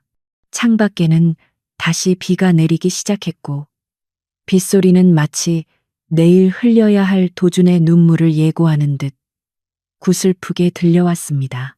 강도준은 자신의 집무실에서 7년 전 어머니의 수행비서였던 박 실장을 앞에 두고 앉아 있었는데 책상 위에는 빛바랜 녹음기 하나와 구겨진 서류 몇 장이 놓여 있어 숨막히는 침묵을 만들어내고 있었습니다. 박 실장은 죄책감에 고개를 들지 못한 채 떨리는 목소리로 그날의 진실을 털어놓기 시작했는데 그의 입에서 나오는 말들은 도준이 지난 7년간 믿어왔던 세상을 송두리째 뒤흔드는 잔인한 내용들이었습니다. 도준의 어머니인 강 여사는 서연이 임신했다는 사실을 알고 그녀를 찾아가 거에게 돈봉투를 던지며 아이를 지우라고 종용했고 만약 말을 듣지 않으면 도준의 후계자 자리를 박탈하고 그를 파멸시키겠다고 협박했던 것이었습니다. 서연은 돈봉투를 그 자리에서 찢어버리며 자신의 아이는 자신이 지키겠다고 맞섰지만 도준의 앞길을 막을 수 없다는 말에 결국 눈물을 머금고 이별을 선택할 수밖에 없었던 것입니다. 도준은 녹음기에서 흘러나오는 어머니의 도끼 어린 목소리와 서연의 애원하는 울음소리를 들으며 심장이 갈갈이 찢겨나가는 듯한 고통의 주먹을 꽉 쥐었고 손톱이 살을 파고들어 피가 배어 나오는 줄도 몰랐습니다. 그는 자신이 서연을 원망하며 술로 밤을 지새우던 그 시간에 그녀는 낯선 타국에서 홀로 배를 움켜쥐고 입덕과 싸우며 아이들을 지켜냈다는 사실에 치를 떨며 자신의 무지함과 오만함을 저주했습니다. 도준은 비틀거리며 자리에서 일어나 박 실장의 멱살을 잡고 왜 이제야 말해 왜라고 절규했지만 이미 지나간 시간은 되돌릴 수 없었고 그가 할 수 있는 일은 오직 하나뿐이라는 것을 깨달았습니다. 그는 재킷을 챙겨들고 미친 사람처럼 뛰쳐나갔고 밖에는 때마침 하늘이 뚫린 듯 굵은 장대비가 쏟아져 내리고 있었습니다. 빗길을 뚫고 질주하는 도준의 차 안은 와이퍼가 감당할 수 없을 만큼 쏟아지는 폭우 소리로 가득 찼지만 그의 귓가에는 7년 전 자신이 서연에게 내뱉었던 모진 말들이 환청처럼 울려 퍼져 괴로움에 몸부림쳤습니다. 당신 같은 여자는 내 인생의 오점이야. 라고 차갑게 돌아섰던 자신의 뒷모습이 얼마나 잔인했는지, 그리고 그 말을 들으며 돌아섰을 서연의 발걸음이 얼마나 무거웠을지 상상조차 할 수 없어 가슴을 치며 오열했습니다. 도준은 신호도 무시한 채 엑셀을 밟아 서연의 오피스텔 앞에 도착했고, 차문을 열고 내리자마자 쏟아지는 빗줄기가 그의 뜨거운 눈물을 씻어내려 했지만 가슴 속의 불길은 꺼지지 않았습니다. 엘리베이터가 고장나 15층까지 계단을 뛰어 올라간 도준은 숨이 턱끝까지 차올랐지만 멈추지 않았고, 마침내 서연의 집 문 앞에 도착해서는 떨리는 손으로 초인종을 누르려다 잠시 주춤했습니다. 자신이 과연 이 문을 열 자격이 있는지, 감히 그녀와 아이들 앞에 나타나 용서를 빌 자격이라도 있는지 두려움이 엄습해왔기 때문이었지만, 그는 문고리를 잡고 깊은 숨을 들이마시며 벨을 눌렀습니다. 잠시 후 도어락이 해제되는 소리와 함께 문이 열렸지만 그 앞에 서 있는 사람은 서연이 아니라 잠옷 차림의 첫째 아들 루였고, 아이는 차갑게 가라앉은 눈으로 흠뻑 젖은 도준을 올려다보고 있었습니다. 루는 문을 활짝 열어주지 않고 몸으로 입구를 막아선 채 팔짱을 끼고 있었는데, 그 모습이 마치 성문을 지키는 수문장처럼 단호해 보여 도준은 저도 모르게 마른 침을 삼켰습니다. 엄마는 자요. 그리고 아저씨는 환영받지 못하는 손님이고요. 루의 목소리는 건조했지만 그 속에는 아빠에 대한 원망과 엄마를 지키려는 강한 의지가 담겨 있어 도준의 가슴을 찔렀습니다. 도준은 무릎을 굽혀 루와 눈을 맞추려 했지만 루는 뒷걸음질 치며 들어오고 싶으면 우리 엄마가 흘린 눈물값 100억, 아니 1조 원을 가져오든가요? 라고 쏘아 붙였습니다. 도준은 루의 당돌한 요구에 쓴웃음을 지을 수도 없었는데, 아이가 말하는 그 돈의 액수는 단순한 탐욕이 아니라 엄마가 겪은 고통의 크기를 아이 나름대로 환산한 것임을 알았기 때문이었습니다. 돈으로 갚을 수 있다면 내 전 재산이라도 주마. 하지만 지금은 그저 미안하다는 말을 하고 싶어서 왔어. 도준의 목소리는 빗소리에 묻힐 듯 작고 떨리고 있었지만 루는 그 진심을 느꼈는지 잠시 흔들리는 눈빛을 보였습니다.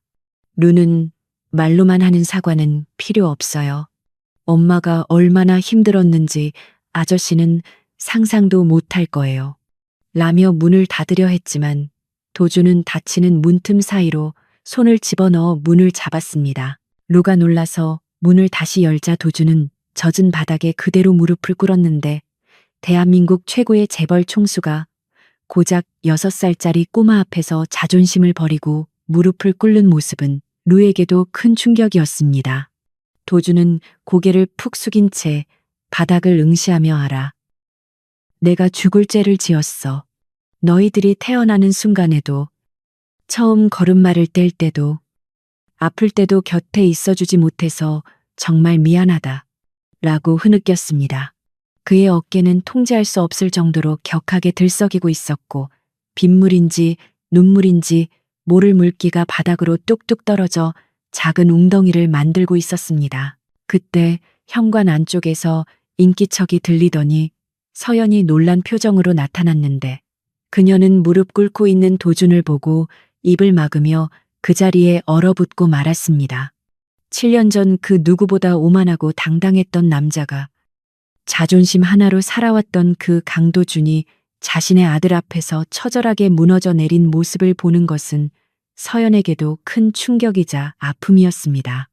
서연은 루를 뒤로 물리고 도준에게 다가가 떨리는 손으로 그의 젖은 어깨를 잡으며 이게 무슨 짓이에요? 이러지 마요. 라고 만류했지만 도준은 고개를 들지 않았습니다. 도준은 서연의 손길이 닿자 참았던 감정이 폭발한 듯 그녀의 다리를 부여잡고 아이처럼 엉엉 울기 시작했는데 그 울음소리는 지난 7년간의 그리움과 후회 그리고 미안함을 모두 토해내는 듯 처절했습니다. 서연아, 내가 잘못했어. 내가 너무 늦어서, 바보같이 아무것도 몰라서 널 혼자 두게 해서 정말 미안해. 도준의 절규에 서연 역시 눈물을 참지 못하고 주저앉아 그를 끌어안았고 두 사람은 현관 앞 차가운 바닥에서 서로의 체온을 나누며 오열했습니다. 루는 그 모습을 물끄러미 바라보다가 조용히 한숨을 내쉬며 뒤돌아서 방으로 들어갔고 방문 틈으로 지켜보던 나머지 세 아이도 코를 훌쩍이며 침대로 돌아갔습니다. 한참을 그렇게 울던 도주는 겨우 진정하고 서연의 부축을 받아 집 안으로 들어섰는데 따뜻한 온기가 감도는 집안 풍경은 그가 사는 펜트하우스와는 비교도 안 될 만큼 아늑하고 평화로웠습니다. 서연은 젖은 도준에게 수건을 건네주며 따뜻한 차를 내왔고 도준은 소파에 앉아 멍하니 닫힌 방문들을 바라보다가 아이들 잔이라고 조심스럽게 물었습니다. 서연은 고개를 끄덕이면에 깰까봐 조용히 했어요. 당신 정말 다 알고 온 거예요. 라고 되물으며 찻잔을 내려놓았습니다. 도주는 찻잔을 쥔 손에 힘을 주며 어머니가 저지른 만행과 자신이 알게 된 모든 진실을 서연에게 털어놓았고 다시 한번 그녀의 눈을 바라보며 용서를 구했습니다. 서연은 담담하게 그 이야기를 들으며 그때는 당신이 너무 미웠어요. 당신 어머니도 당신도 다 잊으려고 했는데 아이들을 볼 때마다 당신이 떠오르는 건 어쩔 수 없더라고요. 라고 고백했습니다. 도주는 소파에서 내려와 서연의 발치에 앉아 그녀의 손을 잡고 자신의 볼에 가져다 대며 이제 다시는 놓지 않을 거야. 내 목숨을 걸고 너와 아이들을 지킬게. 라고 맹세했습니다. 그때 방문이 살며시 열리며 막내 별이가 눈을 비비며 나왔는데 잠결에 목이 말라 나온 듯 물을 찾다가 소파에 앉아있는 도준을 보고 눈을 동그랗게 떴습니다.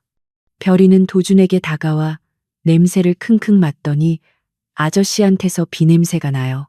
그리고 슬픈 냄새는 없어졌어요. 라고 말하며 도준의 무릎에 올라앉았습니다. 도준은 조심스럽게 별이를 안아들었는데 아이의 따뜻한 체온과 부드러운 살결이 닿자 비로소 자신이 진짜 아빠가 되었다는 실감이나 가슴이 벅차올랐습니다. 별이는 도준의 목을 끌어안으며 귓속말로 아빠라고 불러도 돼요. 라고 속삭였고 그 한마디는 도준의 심장을 택게 할 만큼 강력한 충격과 환희를 동시에 안겨주었습니다. 도준은 목이 메어 말도 잇지 못하고 고개만 세차게 끄덕였고 별이는 까르르 웃으며 도준의 볼에 뽀뽀를 해주었습니다. 서연은 그 모습을 보며 눈시울을 붉혔고 닫혀있던 방문들이 하나둘씩 열리며 잠든 척하고 있던 루. 바다. 산이가 쭈뼛거리며 거실로 나왔습니다. 루는 여전히 뚱한 표정이었지만 아까처럼 적대적인 눈빛은 아니었고 바다는 계산기를 두드리는 신욕을 하며 아빠가 되면 양육비 정산은 어떻게 할 건데요? 라고 농담을 던져 분위기를 풀었습니다.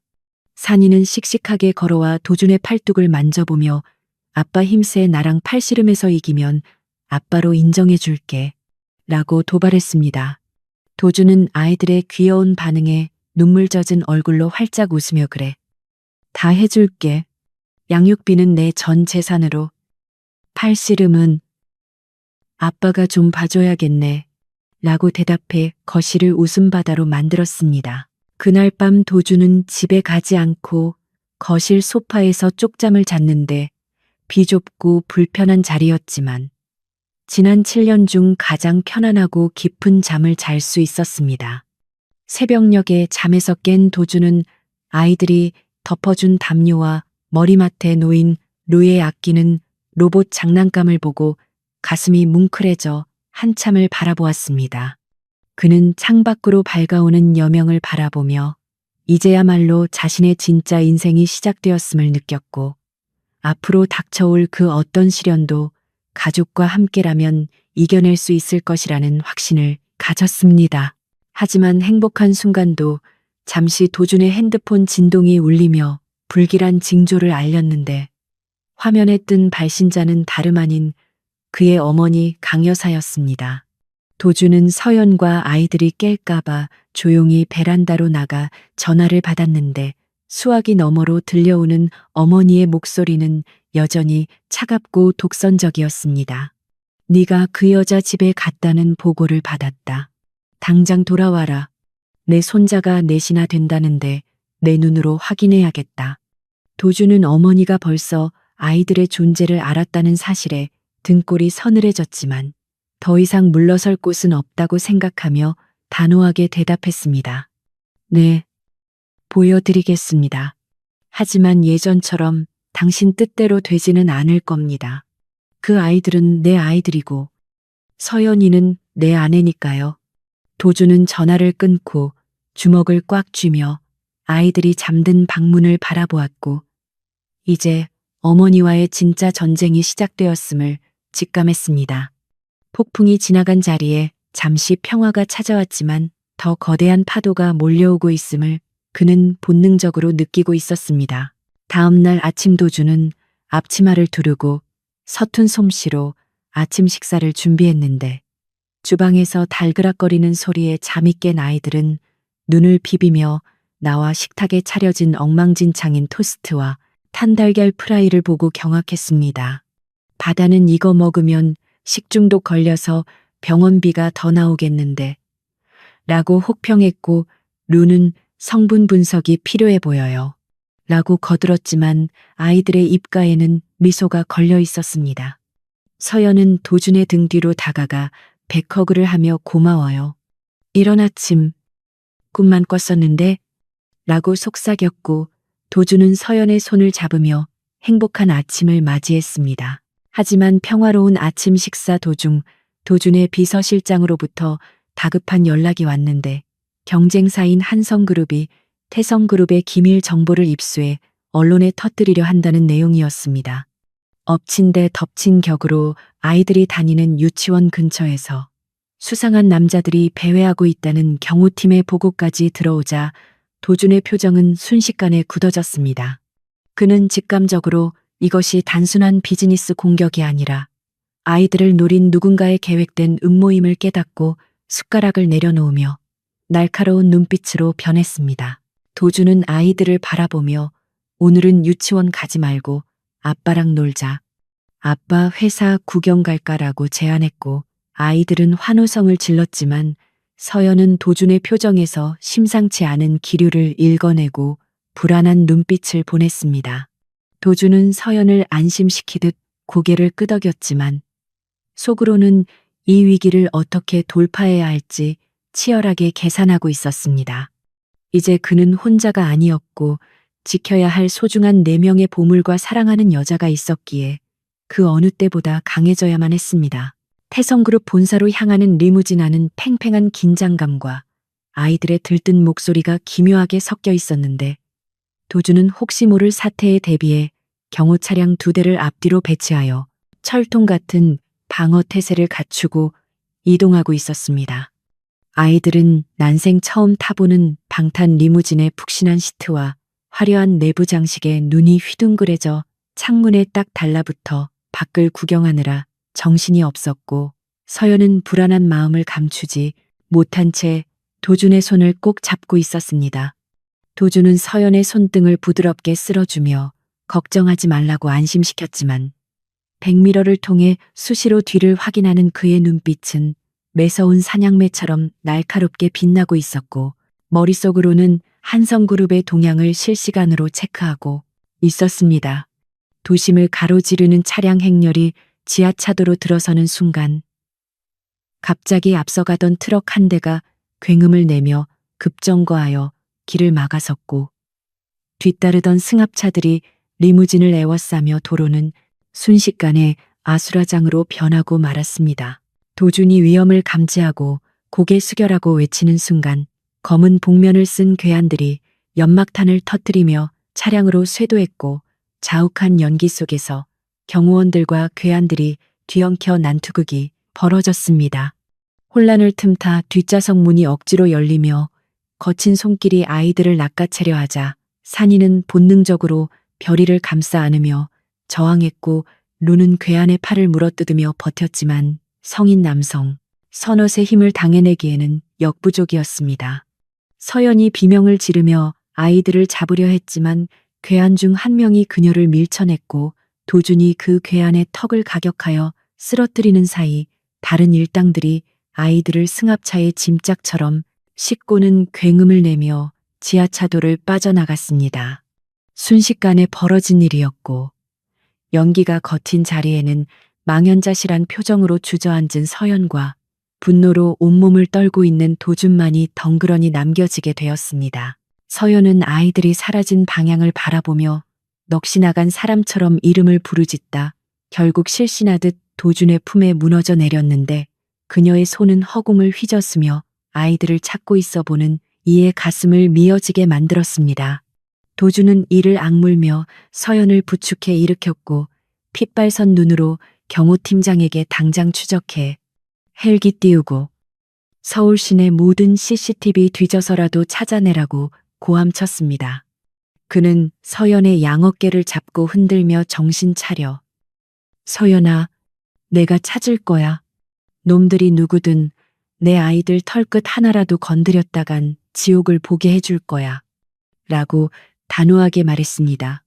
도준은 자신의 손목시계를 조작하여 비상추적 시스템을 가동했는데 사실 그는 어제 아이들과 놀아주면서 몰래 아이들의 신발 밑창에 초소형 GPS 추적기를 심어두었던 것이었습니다. 한편 검은 승합차에 납치된 네 아이는 어두컴컴한 화물칸에 갇혀 어딘가로 실려가고 있었는데 보통의 아이들이라면 공포에 질려 울음을 터뜨렸겠지만 이들은 달라도 너무 달랐습니다. 맏형루는 주머니에서 초콜릿바를 꺼내 동생들에게 나눠주며 당 챙겨 머리 쓰려면 에너지 필요해 라고 태연하게 말했고 바다는 납치범들이 나누는 대화를 엿들으며 그들의 억양과 사용하는 단어로 고용주가 누구인지 추론하고 있었습니다. 산이는 묶여있는 케이블 타이를 손목 힘으로 느슨하게 만들며 스트레칭을 하고 있었고 별이는 오빠들의 보호 속에서 눈을 깜빡이며 아저씨들 나쁜 사람이야 아빠한테 혼날 텐데 라고 걱정 아닌 걱정을 해주고 있었습니다. 서울 외곽의 폐공장에 도착한 납치범들은 아이들을 낡은 의자에 묶어두고 두목에게 전화를 걸어 물건 확보했습니다. 회장님께 입금 확인 부탁드린다고 전하십시오. 라고 낄낄거리며 보고했습니다. 납치범들은 덩치 큰 사내 5명이었는데 그들은 아이들이 겁에 질려올 것이라 예상하고 위협적인 표정을 지으며 다가왔지만 정작 아이들의 반응은 그들의 예상을 완전히 빗나가고 있었습니다. 둘째, 바다가 갑자기 한숨을 푹 쉬더니 아저씨들, 견적 잘못 내셨네요. 지금 태성그룹 주가가 얼마인 줄 아세요? 고작 푼돈 받고 우리를 납치하다니. 리스크 관리가 전혀 안 되시네. 라고 혀를 찼습니다.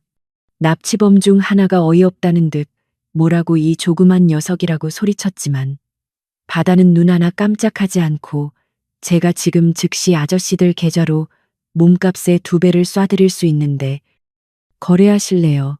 아, 물론 세금 떼고 라고 제안해 납치범들을 혼란에 빠뜨렸습니다. 그 사이 루는 손목에 차고 있던 키즈폰을 조작해 납치범들은 장난감인 줄 알고 뺏지 않았던 것이다.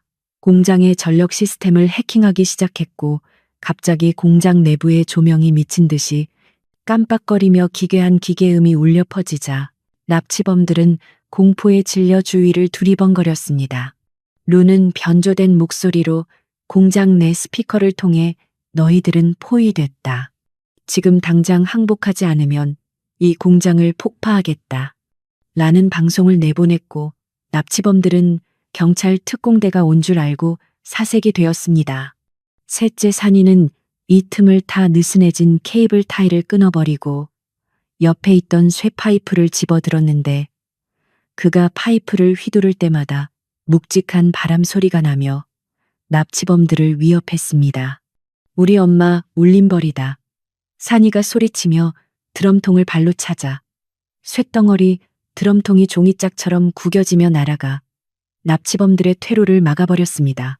하지만 납치범들에게 진짜 지옥은 막내 별이로부터 시작되었는데 별이는 공포에 질린 표정이 아니라 눈을 반짝이며 아저씨들 노래 불러주세요. 상어 가족 노래 알아요. 라고 묻기 시작했습니다. 납치범들이 무시하자 별이는 찢어질 듯한 고음으로 아기 상어 뚜루루 뚜루를 무한 반복해서 부르기 시작했고 산이와 바다까지 합세하여 돌림노래로 부르자 공장 안은 소음공해 수준의 아수라장이 되었습니다. 납치범 두목이 제발 그만해 머리가 터질 것 같아 라고 소리치며 귀를 막았지만 별이는 그럼 곰 3마리 부를까요? 라고 해맑게 물으며 다시 노래를 시작해 그들의 정신을 완전히 붕괴시켰습니다. 도준과 서연이 탄 차량이 굉음을 내며 폐공장 철문을 부수고 들어왔을 때 그들이 목격한 광경은 상상했던 것과는 전혀 딴판이어서 두 사람은 잠시 말을 잃고 멍하니 서 있을 수밖에 없었습니다. 흉악범들은 구석에 쭈그리고 앉아 제발 경찰을 불러달라고 울먹이고 있었고 산이는 그들을 감시하며 야구 스윙 연습을 하고 있었으며 바다는 납치범 두목의 핸드폰을 빼서 주식 앱을 설치해주며 여기에 투자하면 출소 후에 부자 될 수 있다니까요. 라고 투자 강의를 하고 있었습니다. 루는 공장 크레인을 해킹하여 납치범들의 차를 공중부양 시켜놓고 있었고 별이는 납치범들의 등에 스티커를 붙이며 놀고 있었습니다. 도주는 차에서 뛰어내려 이놈들이라고 고함을 치며 달려왔지만 상황을 파악하고는 다리에 힘이 풀려 그 자리에 주저앉을 뻔했고 서연은 얘들아라고 외치며 아이들에게 달려가 끌어안았습니다. 아이들은 엄마 품에 안겨서야 긴장이 풀린 듯 엄마 무서웠어 라고 사실 별로 안 무서워 보였지만 어리광을 피웠고 서연은 아이들의 얼굴을 하나하나 확인하며 다친 곳은 없는지 살폈습니다. 도주는 어리 빠진 납치범 두목의 멱살을 잡고 누가 사주했어 말해 라고 으르렁거렸지만 두목은 눈물 콧물을 흘리며 제발 경찰서로 보내주세요. 저 애들 사람이 아니에요. 악마들이에요. 라고 횡설수설할 뿐이었습니다. 경찰이 도착하고 상황이 정리되는 동안 도주는 아이들을 리무진에 태우고 서연을 안심시켰지만 그의 마음속에는 이 일을 꾸민 배우에 대한 차가운 분노가 들끓고 있었습니다. 납치범 두목이 경찰차에 타면서 흘린 한성그룹 그리고 할머니 라는 단어를 도주는 놓치지 않았고 이는 자신의 어머니인 강 여사가 개입되어 있음을 시사하는 결정적인 증거였습니다. 도주는 주먹을 꽉 쥐며 창밖을 바라보았고 이제는 더 이상 피를 보지 않고 넘어갈 수 없는 단계에 이르렀음을 직감하며 어머니와의 전면전을 결심했습니다. 집으로 돌아오는 차 안에서 아이들은 언제 그랬냐는 듯 엄마 아빠 사이에서 제잘거리며 무용담을 늘어놓았는데 별이는 아빠가 문 부수고 들어올 때 슈퍼맨 같았어라고 말해 도준의 어깨를 으쓱하게 만들었습니다. 루는 보안 시스템 업그레이드가 시급해요. GPS 반응 속도가 0.5초 느리던데요. 라고 냉철하게 지적했고 도주는 그래. 네가 직접 설계해 보렴. 태성그룹 보안팀장 자리를 줄 테니. 라고 농담 반 진담 반으로 대답했습니다. 서연은 지쳐 잠든 아이들을 바라보며 도준의 어깨에 머리를 기대었고 고마워요. 당신이 아니었으면 이라며 말끝을 흐렸습니다. 도준은 서연의 손을 잡고 미안해할 필요 없어. 당신과 아이들을 지키는 게 내 유일한 일이야.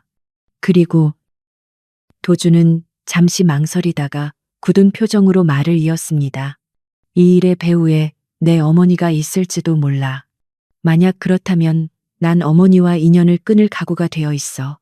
서연은 놀란 눈으로 도준을 바라보았지만 그의 눈빛이 너무나도 확고하여 아무 말도 할 수 없었고 그저 그의 손을 더 꽉 잡아줄 뿐이었습니다. 그날 밤 도준의 펜트하우스가 아닌 태성그룹 소유의 안전가옥으로 거처를 옮긴 가족은 서로의 체온을 느끼며 잠을 청했지만 도준만은 잠들지 못하고 테라스에 나와 밤하늘을 올려다보고 있었습니다. 그는 주머니에서 납치범에게서 압수한 대포폰을 꺼내 통화 목록을 확인했고 마지막 발신자가 본가로 저장되어 있는 것을 보고 씁쓸한 미소를 지었습니다. 도준은 핸드폰을 난간 밖으로 던져버리며 어머니, 이제 선택하셔야 할 겁니다. 아들을 잃을 것인지 아니면 손주들을 인정할 것인지 라고 독백하며 어둠 속으로 사라졌습니다. 다음 날 아침 태성그룹 본사 대회의실에서는 긴급 기자회견이 열렸는데 도준은 단상에 올라 수많은 카메라 앞에서 폭탄 선언을 준비하고 있었습니다. 그는 어제 있었던 납치 사건을 테러 행위로 규정하고 배후 세력을 끝까지 추적하여 법의 심판을 받게 할 것이라고 천명하며 한성그룹과의 전면적인 기업 전쟁을 선포했습니다. 그리고 마지막으로 제게는 숨겨둔 가족이 있습니다. 그들을 건드리는 것은 곧 저 강도준의 목숨을 노리는 것과 같습니다. 라고 공식적으로 선언하여 대한민국을 충격에 빠뜨렸습니다.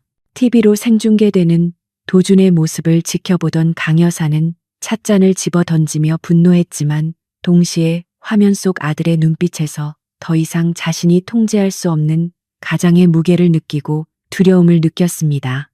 아이들은 TV에 나온 아빠의 모습을 보며 우리 아빠 진짜 멋있다라고 환호했고 서연은 눈시울을 붉히며 화면 속 도준을 어루만졌습니다. 이제 세상에 그들의 존재가 드러났고 더 큰 파도가 몰려오겠지만 그들은 더 이상 두렵지 않았습니다.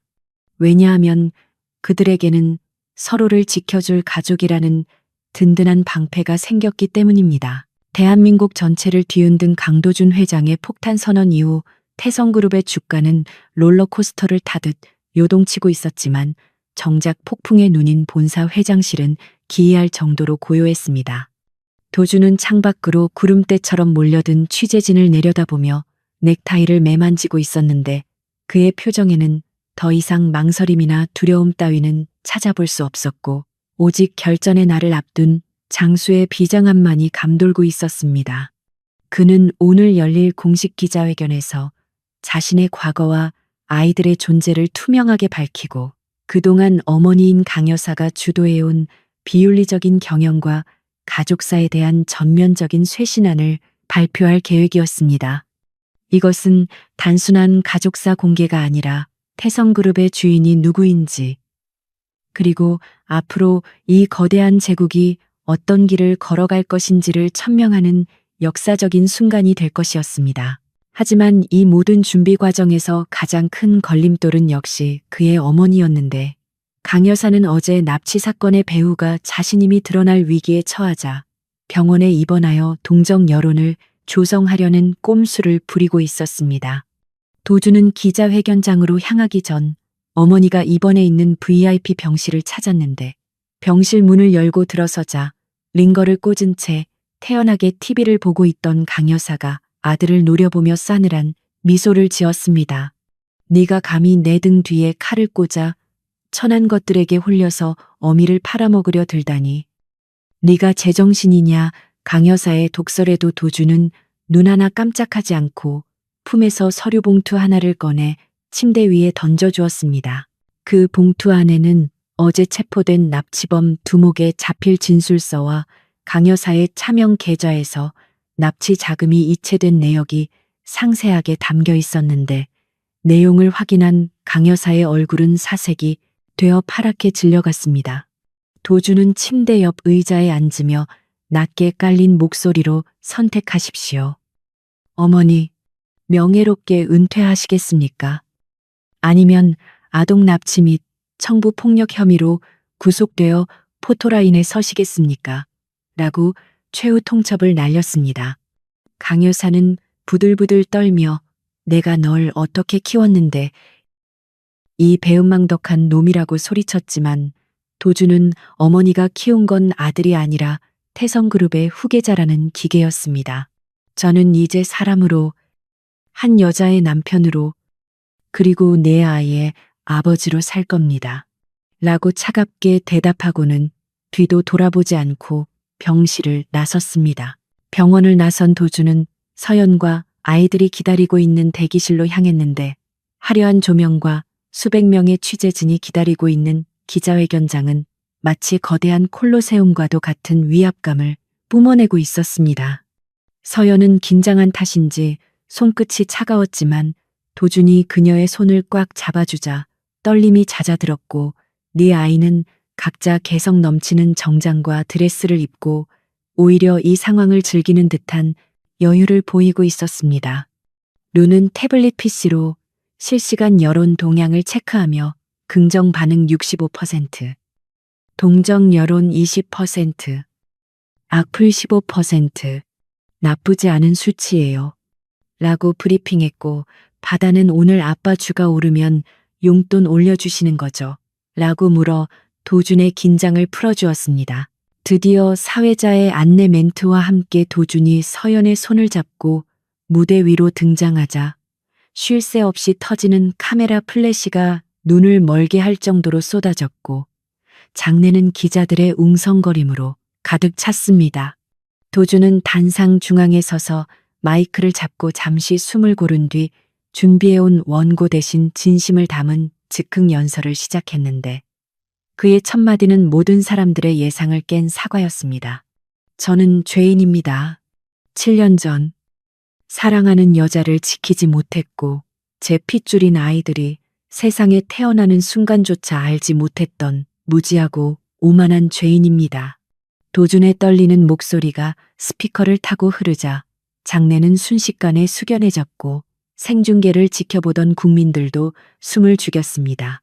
도준은 옆에 서 있는 서연을 바라보며 이 사람은 꽃뱀도 신데렐라도 아닙니다. 가진 것 하나 없는 저를 사랑해 주었고 제가 버린 7년이라는 시간 동안 홀로 내 아이를 훌륭하게 키워낸 위대한 어머니입니다. 라고 말하며 눈시울을 붉혔습니다. 서연은 도준의 진심 어린 고백에 참았던 눈물을 터뜨렸고 도준은 그녀의 어깨를 감싸 안으며 기자들을 향해 앞으로 제 아내와 아이들에 대한 어떠한 비방이나 허위 사실 유포도 용납하지 않을 것이며 태성그룹 법무팀을 총동원해 강력하게 대응할 것입니다. 라고 경고했습니다. 그리고 이어진 도준의 선언은 대한민국 재계 역사상 전무후무한 충격적인 내용을 담고 있어 기자들을 경악하게 만들었습니다. 저는 오늘부로 제 개인 소유의 태성그룹 주식 및 부동산을 포함한 전 재산의 80%를 제 아내 한서연과 4명의 자녀에게 사전 증여하겠습니다. 또한 전문 경영인 체제를 도입하여 소유와 경영을 분리하고 저는 대주주로서의 역할과 한 가정의 가장으로서의 역할에만 충실하겠습니다. 도준의 폭탄 선언에 기자들은 믿을 수 없다는 듯 탄성을 질렀고 실시간 검색어 순위는 강도준 재산사회 환원, 강도준 80% 증여 등으로 도배되었습니다. 이것은 돈 때문에 아이들을 낳았다는 세간의 의혹을 일거에 잠재우는 가장 확실하고도 강력한 한 방이었으며 동시에 어머니 강 여사와의 연결고리를 완전히 끊어내는 결단이기도 했습니다. 기자들의 질문 세례가 이어지자 도준은 마이크를 아이들에게 넘겼는데 보통의 경우라면 부모 뒤에 숨었을 아이들이었지만 이 슈퍼키즈들은 당당하게 마이크 앞 섰습니다. 한 기자가 짓궂게 아빠가 재벌이라서 좋은 점이 뭐니라고 묻자 둘째 바다는 마이크를 잡고 아직 아빠라고 부르기로 합의된 건 아닌데요. 일단 재산 규모는 합격이지만 돈 관리는 제가 직접 할 생각이에요. 아빠가 낭비벽이 좀 있어 보이거든요.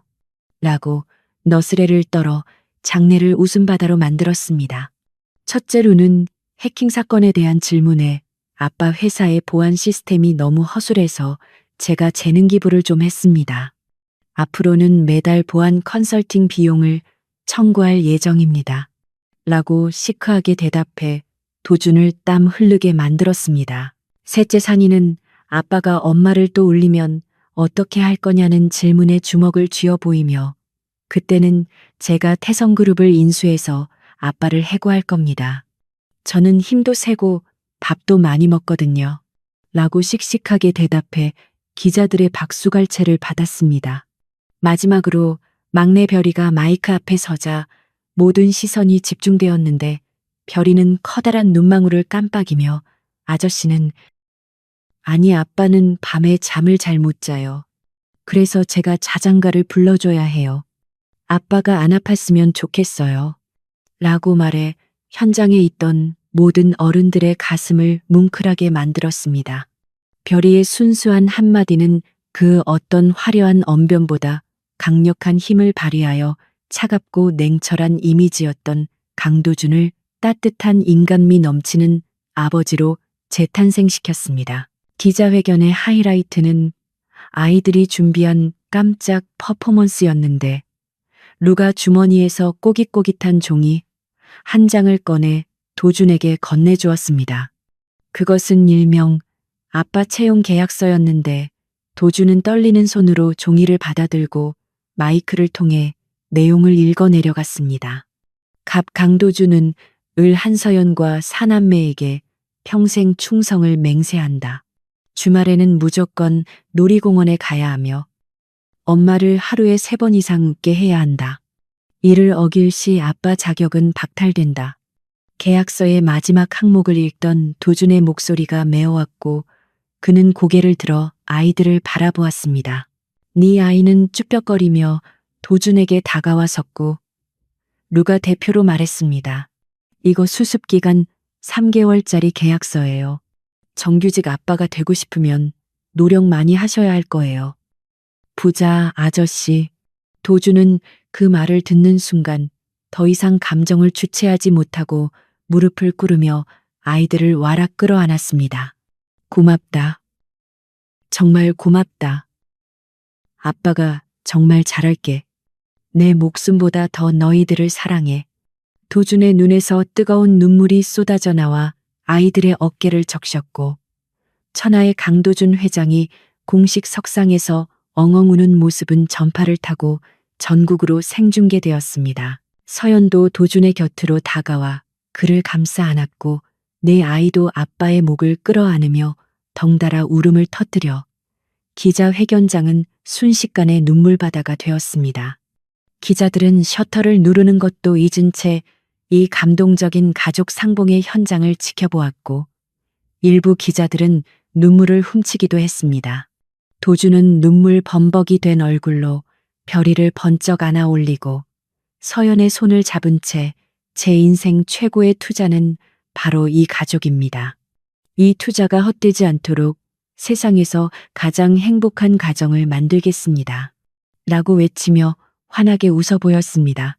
그 순간 주식시장에서는 태성그룹 관련주가 상한가를 기록했다는 속보가 떴고 여론은 현실판 동화, 진정한 재벌의 품격이라며 찬사를 쏟아내기 시작했습니다. 하지만 도준에게는 주가 폭등이나 여론의 찬사 따위는 중요하지 않았고 오직 자신의 품에 안긴 따뜻한 아이들의 체온과 자신을 믿고 의지하는 서연의 눈빛만이 세상의 전부였습니다.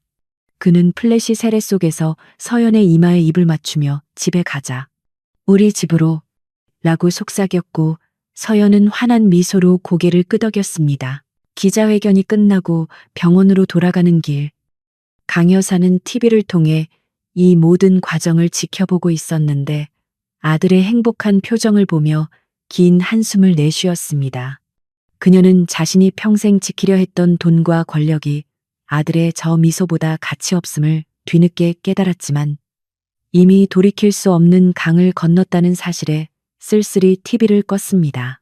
도준은 어머니에게 전화를 걸지 않았지만 마음속으로 조용히 작별 인사를 고하며 이제는 과거의 그림자에서 벗어나 온전히 자신의 가정을 지키는 가장으로 다시 태어났음을 스스로에게 확인시켰습니다. 그날 저녁 도준의 펜트하우스는 아이들의 웃음소리로 시끌벅적했는데 텅 비어있던 거실은 아이들이 가져온 장난감과 짐들로 가득 차 비로소 사람 사는 집 같은 온기가 돌았습니다. 도주는 아이들과 함께 거품 목욕을 하며 비눗방울 놀이를 했고 서연이 만들어준 떡볶이를 먹으며 매워서 땀을 뻘뻘 흘리면서도 연신 행복한 웃음을 터뜨렸습니다. 바다는 계산기를 두드리며 아빠, 80% 증여하면 세금이 얼만지 알아요. 절세 전략을 다시 짜야겠어요. 라고 잔소리를 했지만 그 잔소리조차 도준에게는 천상의 하모니처럼 들렸습니다. 밤이 깊어 아이들이 모두 잠든 후 도준과 서연은 테라스에 나와 와인잔을 기울이며 서울의 야경을 내려다보았습니다. 도준은 서연의 어깨에 머리를 기대며 꿈만 같아 깨지 않았으면 좋겠어 라고 중얼거렸고 서연은 그의 머리카락을 쓰다듬으며 꿈 아니에요. 그리고 앞으로는 더 행복한 날들만 있을 거예요. 라고 다독였습니다. 두 사람은 서로의 눈을 깊이 바라보며 지난 7년의 아픔을 씻어내는 긴 입맞춤을 나누었고 밤하늘의 별들은 그들의 앞날을 축복하듯 더욱 밝게 빛나고 있었습니다. 하지만 이 행복한 결말 앞에는 아직 마지막 관문이 남아 있었는데 그것은 바로 현실 육아라는 거대한 벽이었습니다. 다음 날 아침부터 시작될 내 아이와의 좌충우돌 전쟁은 도준이 상상했던 낭만적인 가정 생활과는 거리가 멀었고 총수로서의 능력과는 전혀 다른 종류의 인내심과 체력을 요구할 것이었습니다. 과연 초보 아빠 강도준은 이 영악하고 사랑스러운 4명의 꼬마 악당들과 함께 무사히 수습 기간을 통과하고 정규직 아빠가 될 수 있을까요? 강도준의 하루는 더 이상 최고급 에스프레소의 향기와 정적 속에서의 조간신문으로 시작되지 않았는데 대신 그의 아침을 깨우는 것은 4명의 꼬마 악당들이 침대 위로 다이빙하며 지르는 괴성 소리와 얼굴을 강타하는 푹신한 베개 공격이었습니다. 수습 아빠 딱지를 떼기 위한 그의 처절한 노력은 눈물겨울 정도였는데 대한민국 재계 1위 그룹의 총수가 매일 새벽 6시에 기상하여 곰돌이 모양의 주먹밥을 뭉치고 아이들의 처절한 노력은 노려 알림장을 체크하는 모습은 비서실장조차 상상하지 못한 기이한 풍경이었습니다. 도준은 헝클어진 머리에 앞치마를 두른 채 프라이팬 위에서 타들어가는 소시지와 사투를 벌이고 있었고 식탁에서는 벌써부터 등교 전쟁의 서막이 오르고 있었습니다. 첫째 루는 식탁에 앉아 태블릿으로 그날의 급식 메뉴, 영양 성분을 분석하며 오늘 급식에 당근이 너무 많아요. 교육청 서버를 해킹해서 메뉴를 돈가스로 바꿀까요? 라고 심각하게 물어 도준을 기겁하게 만들었습니다. 둘째 바다는 전자계산기를 두드리며 아빠, 어제 마트에서 산 유기농 우유가 일반 우유보다 30%나 비싸요. 가성비 떨어지는 소비 패턴을 수정하지 않으면 제 용돈을 삭감할 수밖에 없어요. 라고 잔소리를 퍼부어 도준의 등골을 서늘하게 했습니다.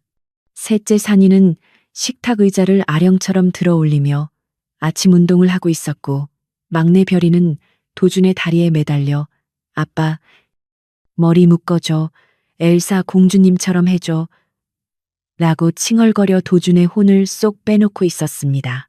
서연이 웃으며 주방으로 나와 구원투수처럼 등판하고 나서야 겨우 아침 식사가 정리되었는데 도준은 넥타이를 매면서도 별이의 머리 모양이 마음에 들지 않아 거울을 보며 입을 삐죽거리는 딸의 눈치를 살피느라 진땀을 흘렸습니다. 등교 시간.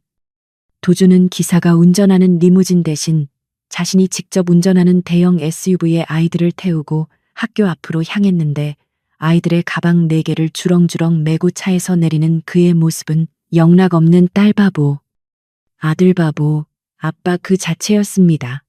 교문 앞에서 아이들을 배웅하며 뽀뽀를 해달라고 볼을 내밀었지만 루와 산이는 질색하며 도망갔고 별이만이 아빠 다녀오세요 라며 쭉소리나게 뽀뽀를 해주어 도준의 하루를 버티게 하는 에너지를 충전해 주었습니다. 태성그룹 본사에 출근한 도준의 모습 또한 예전과는 180도 달라져 있었는데 그의 명품 슈트 재킷 뒷면에는 별이가 몰래 붙여놓은 참 잘했어요 스티커가 붙어 있어 임원회의에 참석한 이사들이 웃음을 참느라 고개를 숙여야만 했습니다. 도주는 회의 도중에도 수시로 핸드폰을 확인하며 유치원 알림장 앱을 체크했고, 회장님, 이번 분기 매출 보고입니다. 라는 임원의 말에야, 잠깐만요. 다음 주 운동회 때 아빠 달리기 시합이 있어서 스케줄 좀 조정해야겠는데요. 라고 대답해 회의실을 충격과 공포에 빠뜨렸습니다. 과거의 냉혈한 독재자는 사라지고 그 자리에는 아이들의 학교 행사와 준비물을 챙기느라 전전긍긍하는 평범하고도 유난스러운 학부모 강도준만이 남아 있었습니다.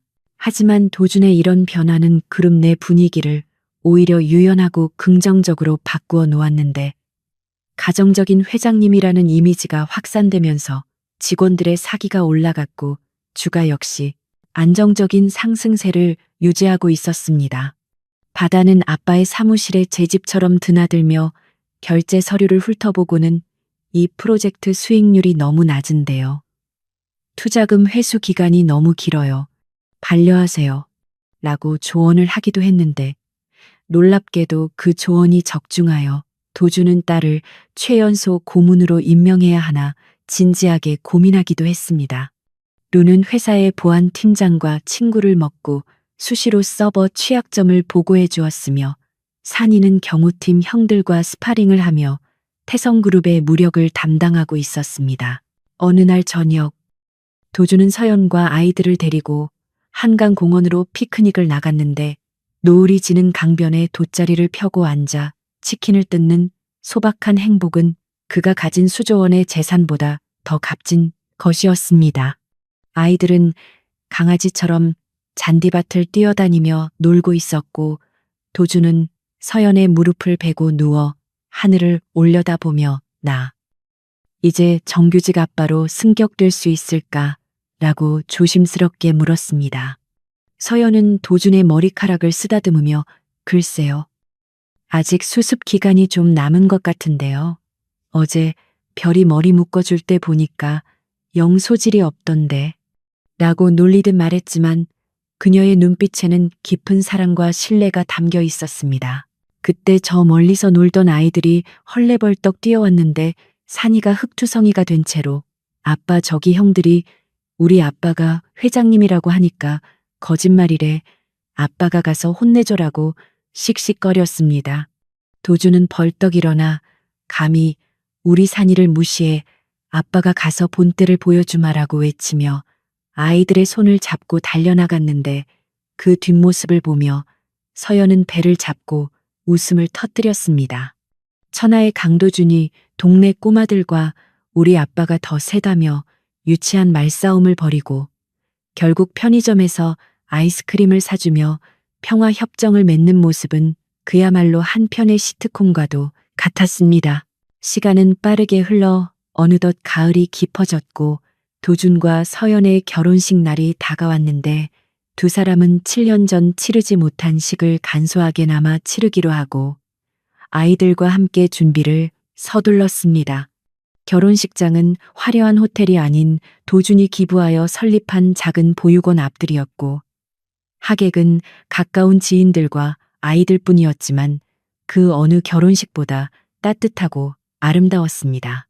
네 아이는 화동이 되어 꽃잎을 뿌리며 입장했고, 도주는 턱시도를 입고 긴장한 표정으로 서 있다가 웨딩드레스를 입은 서연이 나타나자 숨이 치를 듯한 감동에 눈시울을 붉혔습니다. 주례도 없이 진행된 결혼식에서 도주는 서연의 손을 잡고 하객들 앞에서 직접 쓴 서약서를 낭독했는데, 검은 머리가 파뿌리가 될 때까지 사랑하겠다는 상투적인 말 대신 매일 아침 아이들의 등교 전쟁을 함께 치르고 주말에는 당신에게 자유시간을 주는 남편이 되겠습니다. 라고 현실적인 맹세를 하여 박수를 받았습니다.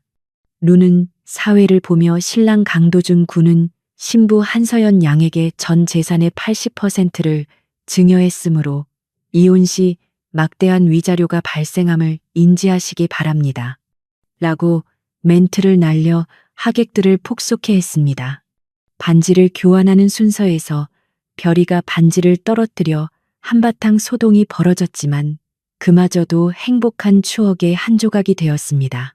결혼식이 끝나고 집으로 돌아온 가족은 거실에 모여 앉아 뒤풀이를 했는데 도주는 넥타이를 풀어헤치고 아이들에게 둘러싸여 오늘 아빠 멋있었지? 라고 끊임없이 확인받으려 했습니다. 바다는 뭐, 외모는 합격점이었어요. 근데 아까 맹세할 때 목소리가 좀 떨리던데.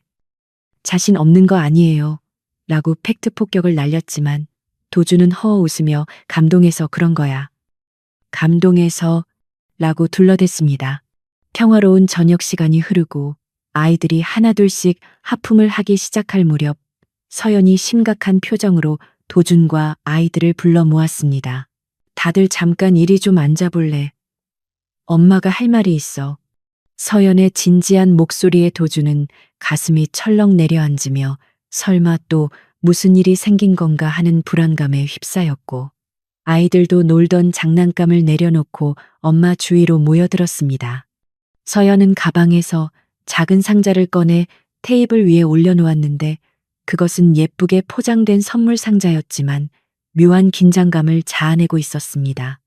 도준이 침을 꿀꺽 삼키며 이게 뭐야? 라고 묻자 서연은 수줍은 듯 얼굴을 붉히며 우리 가족에게 새로운 축복이 찾아왔어. 라고 조심스럽게 말했습니다. 도준이 떨리는 손으로 상자를 열자 그 안에는 두 줄이 선명하게 그어진 임신 테스트기와 초음파 사진 한 장이 들어있었는데 사진 속의 작은 점을 본 도준은 순간 뇌회로가 정지된 듯 멍해졌습니다. 이게 그러니까 또 도준이 말을 잇지 못하고 입을 딱 벌리자 서연은 고개를 끄덕이며 오주래요.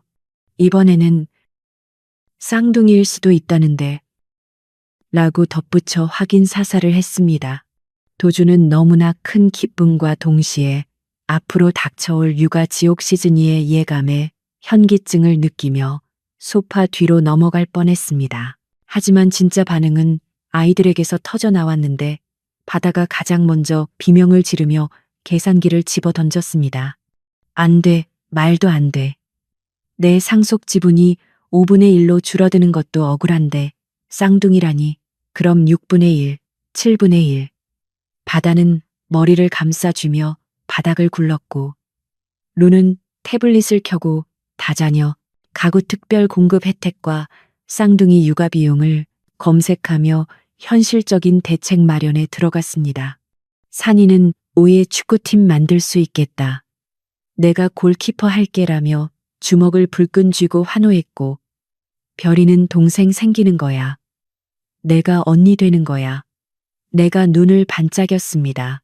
도주는 바닥에서 뒹구는 바다와 환호하는 산이 검색하는 루 그리고 춤추는 별이를 보며 허탈한 웃음을 터뜨리다가 서연을 와락 끌어안고 빙글빙글 돌리기 시작했습니다. 고마워. 서연아 정말 고마워. 나 진짜 열심히 살게 돈도 더 많이 벌고 더 좋은 아빠가 될게. 도준의 외침에 서연도 활짝 웃으며 그의 목을 끌어안았고 집안은 아이들의 비명과 웃음소리로 가득 찼습니다. 바다가 아빠 돈 더 벌어야 해요. 분유값이 장난 아니라고요. 라고 소리치자 도준은 걱정 마. 아빠가 태성그룹 2배로 키워서 너희들 다 먹여 살릴 테니까. 라고 호기롭게 외쳤습니다. 1년 후 도준의 집 거실은 그야말로 전쟁터를 방불케 했는데 갓 태어난 쌍둥이 남매의 우렁찬 울음소리와 그 사이를 뛰어다니는 네 아이들의 소음이 섞여 데시벨 측정 불가 상태였습니다. 도준은 한 손에는 분유병을 다른 한 손에는 기저귀를 든 채 헝클어진 머리로 거실을 뛰어다니고 있었고 등에는 별이가 매달려 아빠 말타기 하자라고 조르고 있었습니다. TV뉴스에서는 다둥이 아빠 강도준 회장 저출산 시대의 애국자 등극이라는 뉴스가 흘러나오고 있었지만 현실의 도준은 애국자라기보다는 생존자에 가까웠습니다. 루는 쌍둥이의 울음 패턴을 분석해 배고픔인지 졸림인지를 판별하는 앱을 개발해 도준에게 보여주며 아빠. 지금 데이터상으로는 기저귀 교체 확률 98%입니다. 라고 보고했고